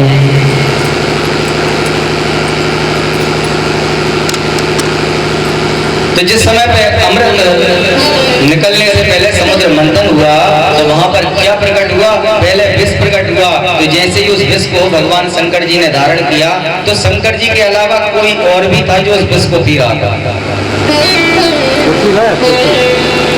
बाबा नाग योनि जो है, सर्प योनि, ये सबसे आगे भगवान हम आपके साथ में हैं। जहर मिले या अमृत धारा, सारा सागर पी लेते हैं। जो कुछ होगा भगवान हम भी आपके साथ हैं। तो शिव जी के साथ किसने जहर का पान किया? हलाल हाथ में, पूरा नहीं कर पाए, केवल उसकी ओस थोड़े थोड़े गुण किसने धारण किया? भगवान शंकर जी की जो गले में बैठते हैं ना, नाग भुजंग सर्पों ने, तो सर्पों के अंदर विष मिलता है, बताओ सबके अंदर होता है? विष नहीं होता, भगवान शंकर जी के अंदर होता है। भगवान शंकर जी ने जब विष को पिया तो पार्वती जी प्रकट हो गई और उनका गला पकड़ लिया। तो प्रभु क्या कर रहे हो?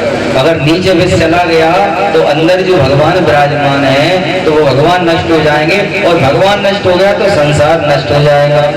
शंकर जी को याद है, भगवान तो भोले हैं, भाव में आ गए, कह रहे संसार को बचाना है, जल्दी करो। भाव में आके पीने वाले थे।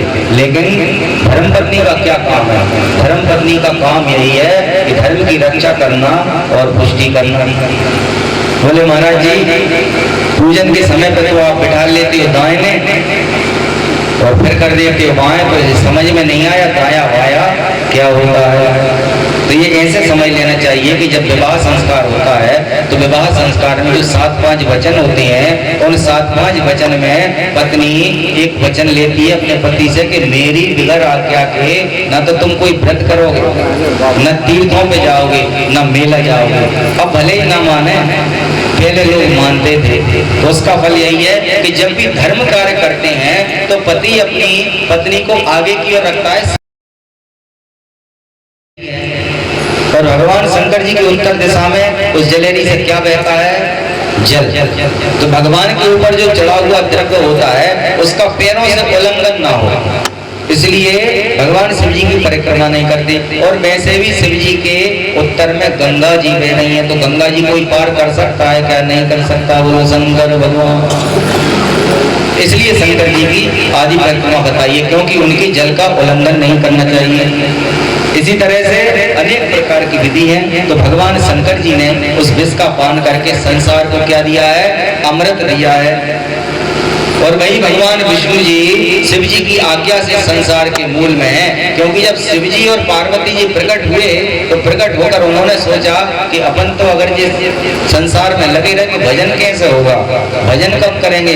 तो भजन करने के लिए उनने एक और पुरुष प्रकट किया है, भगवान विष्णु जी को। और भगवान विष्णु जी को सब कुछ संसार में सौंप दिया कि अब संसार में सब कुछ आप हो, आप पालन करता भी हो, आप लय करता भी हो, आप उत्पन्न करता भी हो। यद्यपि 3 देव है, ये 3 गुण है, सतोगुण, रजोगुण, तमोगुण, लेकिन भगवान शंकर जी तीनों गुणों से युक्त हैं। और 2 गुण उन्होंने किनको दे दिए?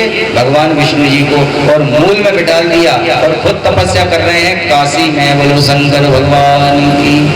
काशी ऐसी नगरी कही गई है कि जो प्रलय काल में भी जिसका जो नष्ट नहीं होती, प्रलय काल में भी काशी नगरी 7 पुरियों में से एक है। काशी में जो रह के थोड़े समय भी भजन करे, थोड़े समय भी अध्ययन करे, तो उसका पुण्य वर्णन नहीं किया जा सकता।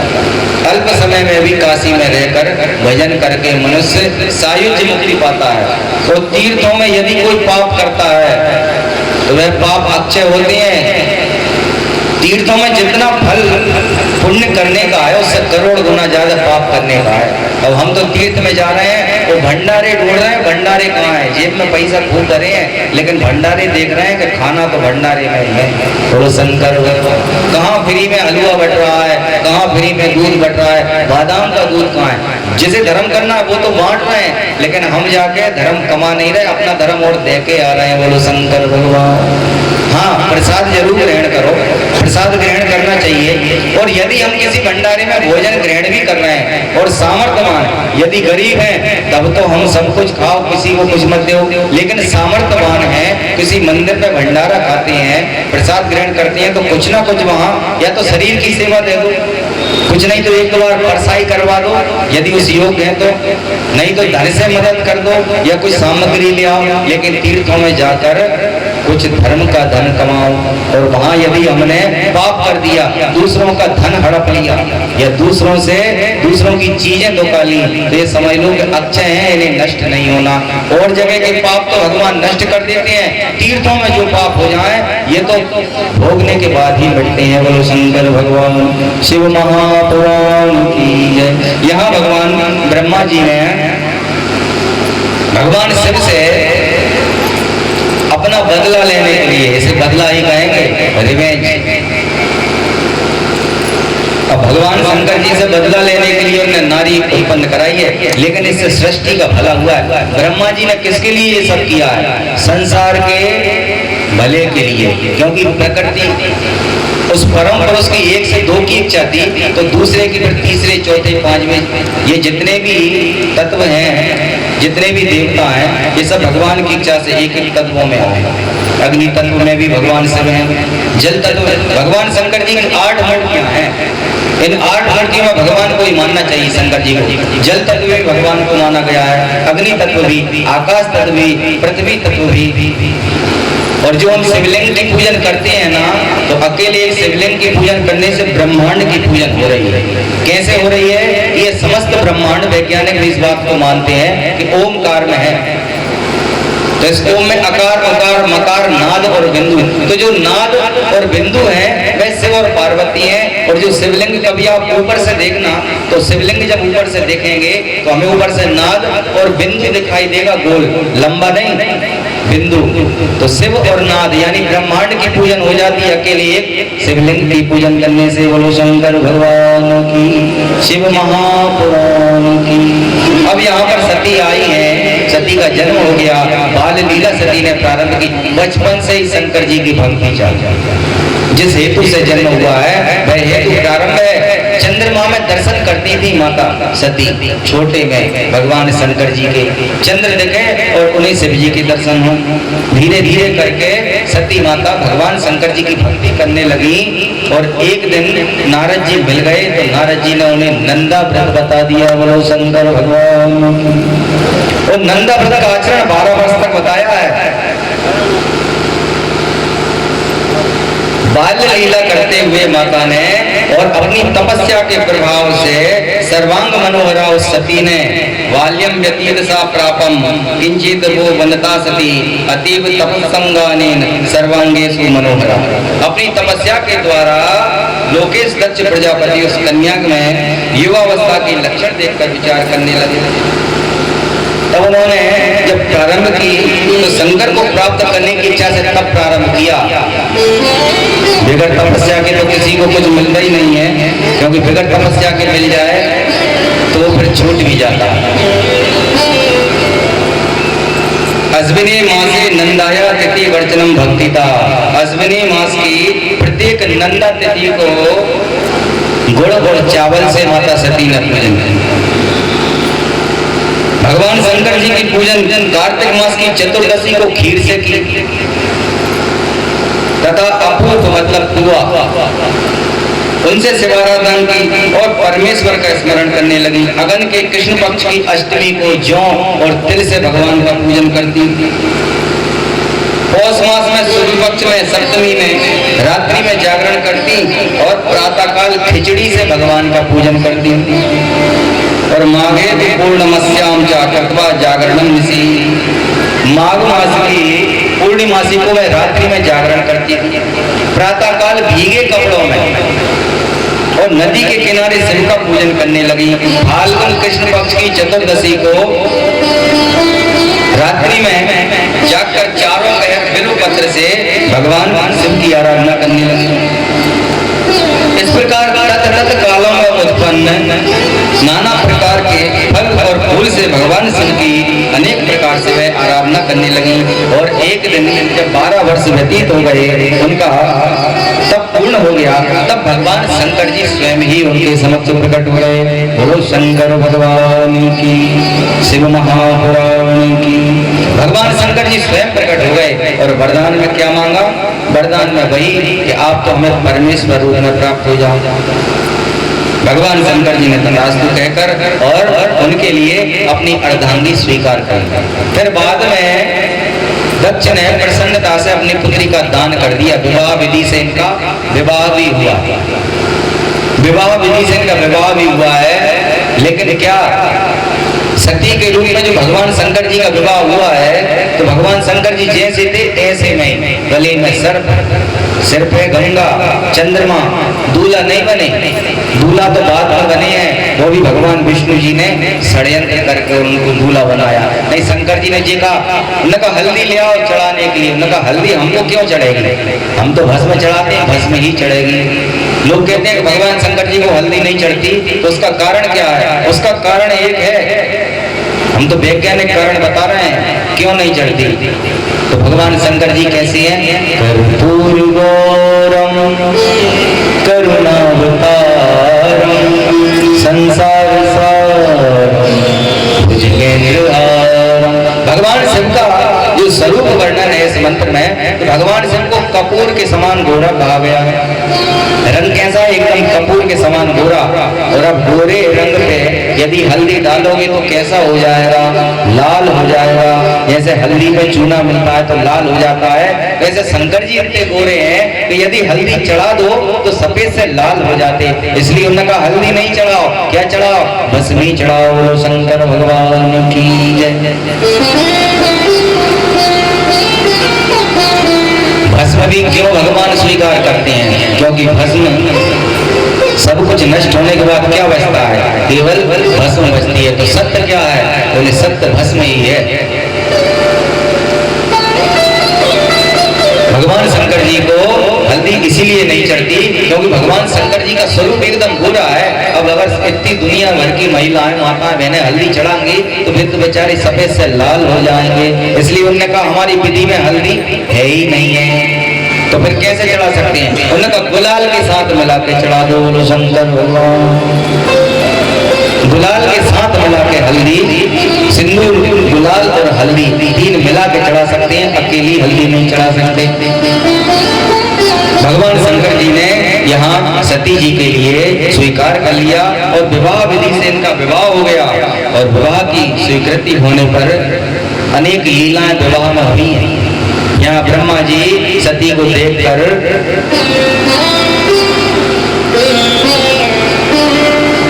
कुछ संतानों की उत्पत्ति हुई है। भगवान ब्रह्मा जी काम विकार से पीड़ित हो गए केवल सती के चरणों के नाखून को देखकर। शंकर जी क्रोध में भी आ गए थे, त्रिशूल उठा लिया था। तो ब्रह्मा जी तुम्हारा पहले एक शीश काटा था, अब जी 4 और काटेंगे। लेकिन विष्णु जी ने वहां भी बचा लिया क्योंकि भगवान विष्णु जी ब्रह्मा जी के पालक हैं। और उनसे कहने लगे कि आप में और हम लोग में कोई अंतर ही नहीं है। जब आप और हम जी सब एक हैं तो फिर क्षमा करो, आपकी इच्छा से ही हुआ है। बाल्यखिल आदि ऋषियों की उत्पत्ति हुई है वहां और मरुत देवताओं की उत्पत्ति हुई है। अस्तु भगवान शंकर जी और सती को लेकर शिव लीला करने के लिए विहार करने चले गए। कई प्रकार से लीला की और माता सती प्रश्न करती हैं बार बार भगवान शंकर जी से मनुष्यों के कल्याण के लिए। अनेक कथाएं सुनाई हैं सती को अनेक प्रकार की। एक दिन सती को ही संदेह हो गया। बोलो शंकर भगवान शिव महापुराण। एक बार शंकर जी नंदी पे सवार होकर और साथ में पार्वती जी पृथ्वी लोक पर भ्रमण करने आए। भ्रमण करते करते देखा तो उस समय पर त्रेता युग चल रहा था और भगवान राम जी का अवतरण हो गया था। उस अवतरण में भगवान राम जी सीता जी का हरण हो गया था। और ये कौन है? ये रावण और कुंभकर्ण। अभी हमने पिछली कथाओं में सुना था ना कि हनुमान नारद जी ने उनको श्राप दे दिया कि जाओ राक्षस हो जाओ। फिर बाद में श्राप में संशोधन कर दिया कि उत्तम ऋषि के वीर से उत्पन्न होकर तुम राक्षस बनोगे। और शिव जी के दूसरे शरीर, शिव पुराण क्या कह रहा है? शिव जी का दूसरा शरीर यानी महाविष्णु उनके अवतार राम अवतार में उनके हाथों मृत्यु प्राप्त करके फिर से तुम अपना लोक प्राप्त कर लो। अब लोग कहते हैं कि रावण भगवान की इच्छा से ही आया था। भगवान का काम क्या है? भगवान का काम है प्रकृति का संतुलन बनाना। जब ज्यादा पाप बढ़ जाता है तो भगवान अवतार लेकर उस पाप का नाश कर देते हैं और फिर संतुलन बना देते हैं। और ज्यादा धर्म बढ़ जाता है तो किसी राक्षस को भी प्रेरित कर देते हैं तपस्या के द्वारा, तो राक्षस से पाप बढ़वा देते हैं। भगवान का काम केवल संतुलन मिलाना है परमेश्वर का, विष्णु जी का। बोलिए शंकर भगवान की। तो यहाँ माता सती ने राम जी का चरित्र देखा तो यहीं से शंकर जी में और सती जी में गांठ पड़ गई। समझ की फेर है। अब किसी किसी को समझदार मिल जाती है और किसी किसी को कम समझदार। एक पढ़ी लिखी बिटिया थी, एक कम पढ़े लिखे से उसका विवाह हो गया। गांव में विवाह हुआ, बिटिया शहर की थी। एक दिन बिटिया अपने मायके गई, कुछ दिन तक आई नहीं है, तो अब लिवाने के लिए आए हैं। जो उनके पति थे बेचारे बहुत सीधे सच्चे, ज्यादा पढ़े लिखे नहीं थे, हाँ जमीन जायदाद खूब थी, तो इसलिए उन्होंने कहा कि पढ़ा लिखा भले ही नहीं है, धन संपत्ति है, हम तो कर देंगे विवाह। और आजकल के माता पिता का भी यही है, आजकल के माता पिता भी अच्छा अच्छा अच्छा अच्छा देखने के चक्कर में और बहुत कुछ अच्छे निकाल देते। अच्छा उन्हें सब चाहिए, एक चीज चाहिए नहीं है, उन्होंने कहा नौकरी भी होना चाहिए, कम परिवार भी होना चाहिए, ज्यादा परिवार ना हो, और नौकरी नहीं है तो जमीन हो, जमीन नहीं है तो अच्छा धन हो, लेकिन संस्कार नहीं देख रहे। जमीन देख ली, नौकरी देख ली, धन देख लिया और बेटी का विवाह कर दिया, बाद में बेटी दुखी हो रही है। क्यों? क्योंकि धन को अकेला चाटोगे क्या। एक सत्य घटना है अभी की, कुछ समय पहले की, हमारे ही जीवन में आपकी तरह एक बड़े स्वतंत्र विचारों के थे, तो उन्होंने कहा हमारी बेटी का विवाह ऐसी जगह करेंगे कि जहाँ ज्यादा परिवार ना हो, हमारी बेटी को ज्यादा रोटियां ना बनानी पड़े।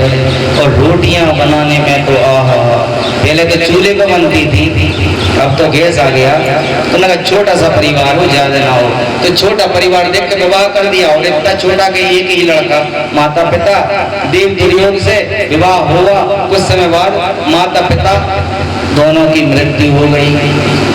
अब केवल पति और पत्नी संपन्न हैं, बढ़िया नौकरी कर रहे हैं, सब कर रहे हैं। एक दिन योग ऐसा बना कि उनका ट्रांसफर हो गया, यहाँ से विदेश भेज दिया, साउथ अफ्रीका। बोलो शंकर भगवान।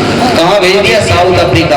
अब बेचारे वो ढूंढते फिर रहे हैं कि कोई हमें परिवार में ऐसा मिल जाए हमारा कि जो हमारे घर पे रह सके, हमारे बच्चों का, हमारी पत्नी का ध्यान रख सके। हमें जाना है साउथ अफ्रीका, नहीं तो नौकरी छोड़े। हमारे पास भी फोन आया, महाराज जी कुछ आप कर सको तो कर दो, तो हमने कुछ नियम बता दे कि ये कर लो, अभी कर रहे हैं। तो ऐसा छोटा परिवार भी क्या काम का कि छोटा परिवार में तो दे दिया, बाद में बेचारे परेशान हो रहे हैं। बोलो शंकर।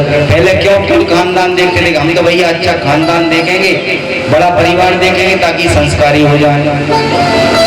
अब यहाँ पर तो बेचारी कन्या पढ़ी लिखी थी और बालक बगैर पढ़ा लिखा था, विवाह हो गया। उसने अपने गांव में, अपने घर में खूब तारीफ कर रखी थी अपनी सहेलियों से, अरे हमारे स्वामी तो बहुत ही समझदार हैं, बहुत स्मार्ट हैं, बहुत सुंदर हैं। एक दिन स्वामी लेवाने ही आ गए। अब लेने आ गए तो कन्या को हमने कहा यार जी तो मूर्ख तो है जी, अपन ने इतनी तारीफ की, अब क्या होगा, क्योंकि सत्य तो एक दिन सामने आ ही जाता है, कितना ही झूठ बोलो। एक दिन क्या हुआ कि आ गए लेवाने, तो दामाद जाए तो भोजन की व्यवस्था सबसे पहले होती है, अच्छा अच्छा बनाओ, बढ़िया खूब सारे पकवान बना दो। अच्छा 1-2 साल तक ही होती है, 2-4-5 साल बाद तो दामाद को खुद हाथ से भर के पानी पीना पड़ता है। बोलो शंकर भगवान की। अब बढ़िया भोजन के लिए बैठ गए, भोजन चल रहा है और वे थे गाँव के और अच्छे खाने वाले थे। और शहरों में इतनी सी पूरी बनती है, गाँव में तो बड़ी बड़ी रोटी बनती है, शहर में इतनी सी अठवारी बनती है, बढ़िया छोटी छोटी पूरी बना रही और वो खा रहे, और ऐसे वैसे नहीं खा रहे।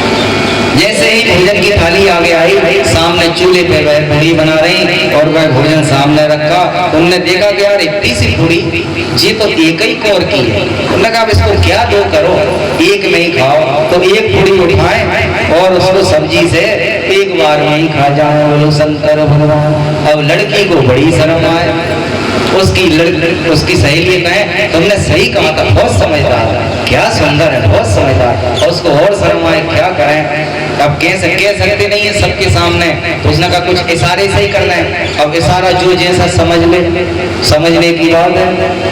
तो वहां से इशारा कर रही हो, वो भोजन कर रहे, तो उन्होंने कहा एक बार तो देख ले हमारी तरफ। तो थोड़ा देखा तो पत्नी ने वहां से कहा एक के कम से कम 2 तो करो, वहीं से इशारे में एक की 2 तो करो, एक खा रहा है। अब पति होते हमारी पत्नी बहुत प्रेम करती है, वो जी करे कि इतनी सी तो हैगी, एक क्या खा रहा है, 2 खाओ। बोलो शंकर भगवान। अब तो एक पुड़ी नीचे, फिर सब्जी, फिर दूसरी पुड़ी और फिर उठा के अब तो पत्नी ने कहा बताओ जी, तो माथा पीट लिया उसने अपना, अरे राम, माथा पीटा तो पति ने सोचा अरे ये कह रही है कि ये पूरी साधारण नहीं है, भोग लग के आई है, तो पहले इन्हें प्रणाम करो और फिर इन्हें खाओ, बोले शंकर भगवान। अब तो दो दो पुड़ी उठाए और मस्तक से लगाए और फिर खाए। तो बेचारी पत्नी वहां से कहने लगी, जो चूल्हा जल रहा था, दो लकड़ी, एक लकड़ी निकाल दी थी तो थोड़ा धुआं देने लगी। उसने कहा कैसे, तो समझाया। उसने कहा अरे चूल्हे पहले ही तो एक लकड़ियां ठीक थी, अब तो दो ही से काम चलाते हैं, एक ही तो खा लेते, एक से ही जल जाती। लेकिन वह पति नहीं समझे, तो समझ समझ का फेर है। पत्नी कह रही एक के दो करो, वे कह रहे हैं ये कह रही है कि दो खाओ, एक से क्या होगा। उन्होंने कहा अरे ये तो बिल्कुल बिल्कुल समझ में नहीं आने लगे। ये कह रहे हैं कि ये तो पैर पड़ो पहले फिर खाओ, बोलो शंकर भगवान। तो यहाँ पर माता सती भगवान शंकर जी के साथ आई और राम जी इस समय पर द्वापर में त्रेता में वन में भटक रहे थे और सीता हा सीता करते हुए घूम रहे थे। अत्यंत ही करुणामय वह दृश्य था। भगवान शंकर जी ने देखा तो राम जी पेड़ों से पूछ रहे कि हे वृक्षों, क्या तुमने मेरी सीता को देखा? जल से पूछ रहे, भौरों से पूछ रहे, तितलियों से पूछ रहे, उस जंगल के जंतुओं से पूछ रहे और ऐसे फिर ऐसे घूम रहे जैसे साधारण मनुष्य होते। लीला है भगवान की। शंकर जी आए और एक तरफ आके और भगवान शिव को, भगवान राम को प्रणाम किया और कहा उन्हें कि हे राम तुम्हारी जय हो। ऐसा कह के चले गए। पार्वती जी को बड़ा आश्चर्य हुआ। पार्वती जी ने कहा कि आप ये बताइए कि सारी दुनिया आपको प्रणाम करती है, क्योंकि शंकर जगत बंद जगदीशा सुर नर मुनि सब नवई शीशा। आपके लिए तो सारे सुर नर मुनि सब आपको शीश नवाते हैं, आपने इनको क्यों शीश नवाया? तुमने कहा हे सती, तुम मेरी बात पर निश्चय ही विश्वास करो कि ये भगवान विष्णु जी के अंश अवतार हैं। ये जो श्याम रंग के हैं, ये जेठे हैं, इनका नाम है राम, और ये गौर वर्ण के हैं, इनका नाम है लक्ष्मण, और ये अंशों से अभी अवतार लिए। दो भाई इनके और हैं, भरत और शत्रुघ्न, ये अभी दो हैं। रावण ने इनकी स्त्री का हरण कर लिया है। अब माता को संदेह हो गया और शंकर जी की शिव की वाणी पर जिसे संदेह हो जाए तो उसका संदेह तो कोई दूर नहीं कर सकता। शिव जी ने कहा कि भगवान है, परमात्मा है, ये वही विष्णु जी हैं जिन्हें अपन ने नियुक्त किया। लेकिन सती नहीं मानी और उन्होंने कहा कि भगवान हमको तो विश्वास नहीं हो रहा, ये कैसा मनुष्य जैसा आचरण कर रहे हैं, रोते हुए घूम रहे हैं, बताओ ऐसा होता है क्या?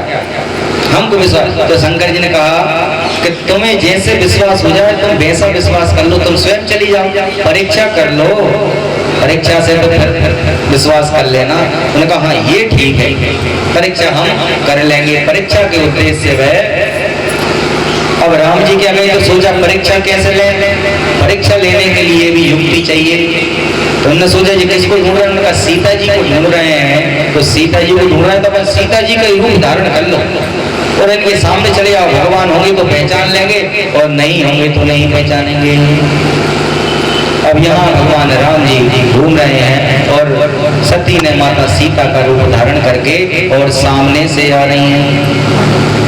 सामने से जैसे ही आई तो राम जी ने देखा कि ये तो सती जी हैं। जैसे ही पास में आई तो राम जी ने अपना रोना छोड़ दिया कुछ समय के लिए और उन्हें प्रणाम किया कि हे माता प्रणाम, आप यहाँ अकेले इस वन में क्या कर रही हैं और भगवान शंकर जी कहाँ हैं और आपने ये सीता का रूप क्यों धारण किया? बोलो शंकर भगवान की।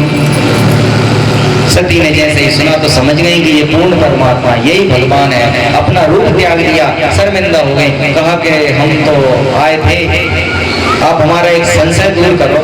बोले क्या संशय? बोले संशय ये है कि शंकर जी ने तुमको प्रणाम क्यों किया, बस इतना बता दो। बोलो शंकर भगवान की। भगवान राम जी ने कहा कि हे माता सुनो, मैं आपको एक प्राचीन इतिहास बताता हूँ कि सब लोगों के ऊपर शिवलोक है और उस शिवलोक में गौलोक है। भगवान शंकर जी की गौशाला है, जैसे हम लोग कहते हैं गौलोक, और जिसके मुख्य देवता है भगवान कृष्ण, भगवान विष्णु, भगवान राम। उस गौलोक में एक बार भगवान विष्णु जी के लिए शिव जी ने बुलाया। गौलोक कब मिला है? तो प्राचीन काल में एक बार शिव जी ने विष्णु जी के लिए गौलोक में बुलाया और एक सिंहासन पर, स्वर्ण सिंहासन पर बैठाकर उनका अभिषेक किया। नाना प्रकार के सारे देवताओं को बुलाया, ब्रह्मा को बुलाया, समस्त दिक्पालों को, यक्ष गंधर्व किन्नर नार सब लोगों को बुलाया और भगवान विष्णु जी का अभिषेक किया। अभिषेक करके और भगवान शंकर जी ने उनका माथा सूंघा है, जैसे अपन अपने बच्चे का गले से लगा के बच्चे को और उसका माथा सूंघते हैं ना, उसको दुलार करते हैं, ऐसे ही भगवान शिव जी ने विष्णु जी का माथा सूंघा और उनके शीश पर दोनों हाथ रख के और ब्रह्मा जी को संबोधित करके कहा कि हे ब्रह्मा, हे समस्त देवो, आज से मेरा सब कुछ भगवान विष्णु जी का है, तो जितनी पूजन सेवा मेरी करते हो उतनी ही पूजा इनकी होगी और आज से इस सारी सृष्टि का भार ये संभालेंगे और ये सबके पूजित होंगे, स्वयं मेरे भी पूजित होंगे। तो भगवान शिव जी ने स्वयं ही भगवान को ऐसा वरदान दिया। तो इसी कारण से भगवान राम जी ने कहा कि यही वो कारण है कि भगवान शंकर जी ने मुझे प्रणाम किया, उनने स्वयं ही मुझे यह वरदान दिया है, जिस वरदान के द्वारा मैंने उन्हें प्रणाम किया, उनने मुझे प्रणाम किया। सती का संशय दूर हो गया और राम जी को खूब आशीर्वाद देकर राम जी से कहा कि हे राम, निश्चित ही शीघ्र ही तुम्हें तुम्हारी भार्या का पता लगेगा और तुम रावण का वध करके और अपनी पत्नी को प्राप्त करोगे। ऐसा कह के सती चली गई वहां से। सती तो चली गई, वहां शंकर जी बैठे थे, उन्होंने कहा बहुत देर हो गई। सती चली आ रही थी, मुंह लटका हुआ था, जैसे ही आई तो शिव जी ने पूछा ले ली परीक्षा? उन्होंने कहा नहीं ली। बोले ली तो है। बोले क्या करके आई? बोले जो आपने किया था वही हमने किया। बोले क्या किया था? बोले प्रणाम। बोले शंकर भगवान की। शंकर जी ने कहा हाँ जी ऐसा नहीं बताएंगी, क्योंकि स्त्री के पेट में जो बात होती है वो स्त्री के सामने निकलती है और किसी के सामने नहीं निकलती। भगवान ने कहा नहीं बताएंगे, लेकिन भगवान त्रिकालदर्शी नेत्र बंद करके उन्होंने जैसे ही देखा तो सारी घटना का उन्हें दृश्य दिख गया। तो उन्होंने कहा कि अब तो इनने सीता का रूप धारण किया, अब यदि मैंने अपनी पत्नी के रूप में मानता हूं तो मेरा धर्म चला जाएगा, क्योंकि अब मात्र का भाव आ गया।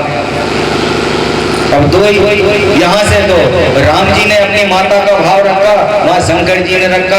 दो ही दिन से गए पाड़े और हलवा मिले न माड़े, परीक्षा लेने गए थे लेकिन खुद ही फंस गए। भगवान शंकर जी ने कहा कुछ नहीं कहा, लेकिन मन में उन्होंने कहा यदि हम रखेंगे तो धर्म चला जाएगा। तो उन्होंने अपने मन से ही उनको त्याग दिया, त्याग कर दिया कि मैं आज से अपनी सती का त्याग करता हूँ। और जब त्याग किया तो भगवान विष्णु जी ने कहा अभी इनको पता नहीं है, तो वहां से आकाशवाणी करा दी। आकाशवाणी में कह रहे हे शंकर जी तुम धन्य हो, तुम धन्य हो, ऐसा आज तक किसी ने नहीं किया। अब माता सती ने बहुत पूछा कि भगवान बता दो क्या हुआ, लेकिन शंकर जी ने इधर उधर की कथाएं सुनाई, असली बात नहीं सुनाई। लेकिन वह भी शक्ति थी माता, उनने भी अपने ध्यान से देख लिया कि भगवान ने अपन को त्याग दिया है। और मन मोती और दूध रस और या को यही स्वभाव, और फट जाए तो नाम ले और कोटिन करो पाओ। ये मन की परिभाषा है, जिससे मन फट गया तो वो कैसा है? दूध की तरह। फटा हुआ दूध कभी सही नहीं हो सकता, मोती कभी टूट जाए तो सही नहीं हो सकता।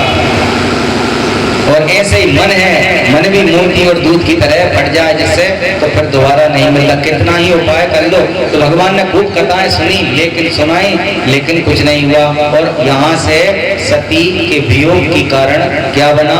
यही श्री राम जी की परीक्षा। जो भगवान की परीक्षा लेगा भगवान शंकर जी उसकी पहले ले लेंगे। बोलो शंकर भगवान शिव महापुराण की जय। श्री राम जय राम जय जय राम। श्री राम जय राम जय जय राम। श्री राम जय राम जय जय राम। श्री राम जय राम जय जय राम। श्री राम जय राम जय जय राम। श्री राम जय राम जय जय राम। श्री राम जय राम जय जय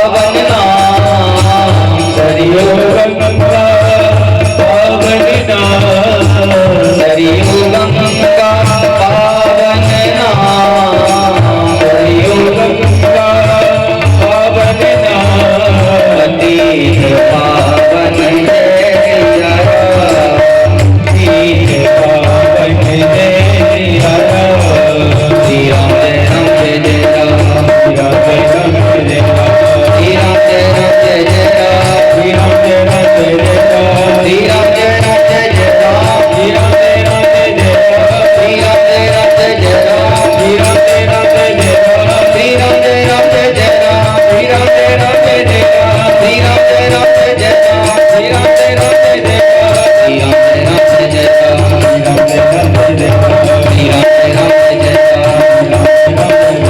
श्री राम जय राम जय जय श्री राम जय राम जय जय श्री राम जय राम जय जय श्री राम जय राम जय जय श्री राम जय राम जय जय श्री राम जय राम जय जय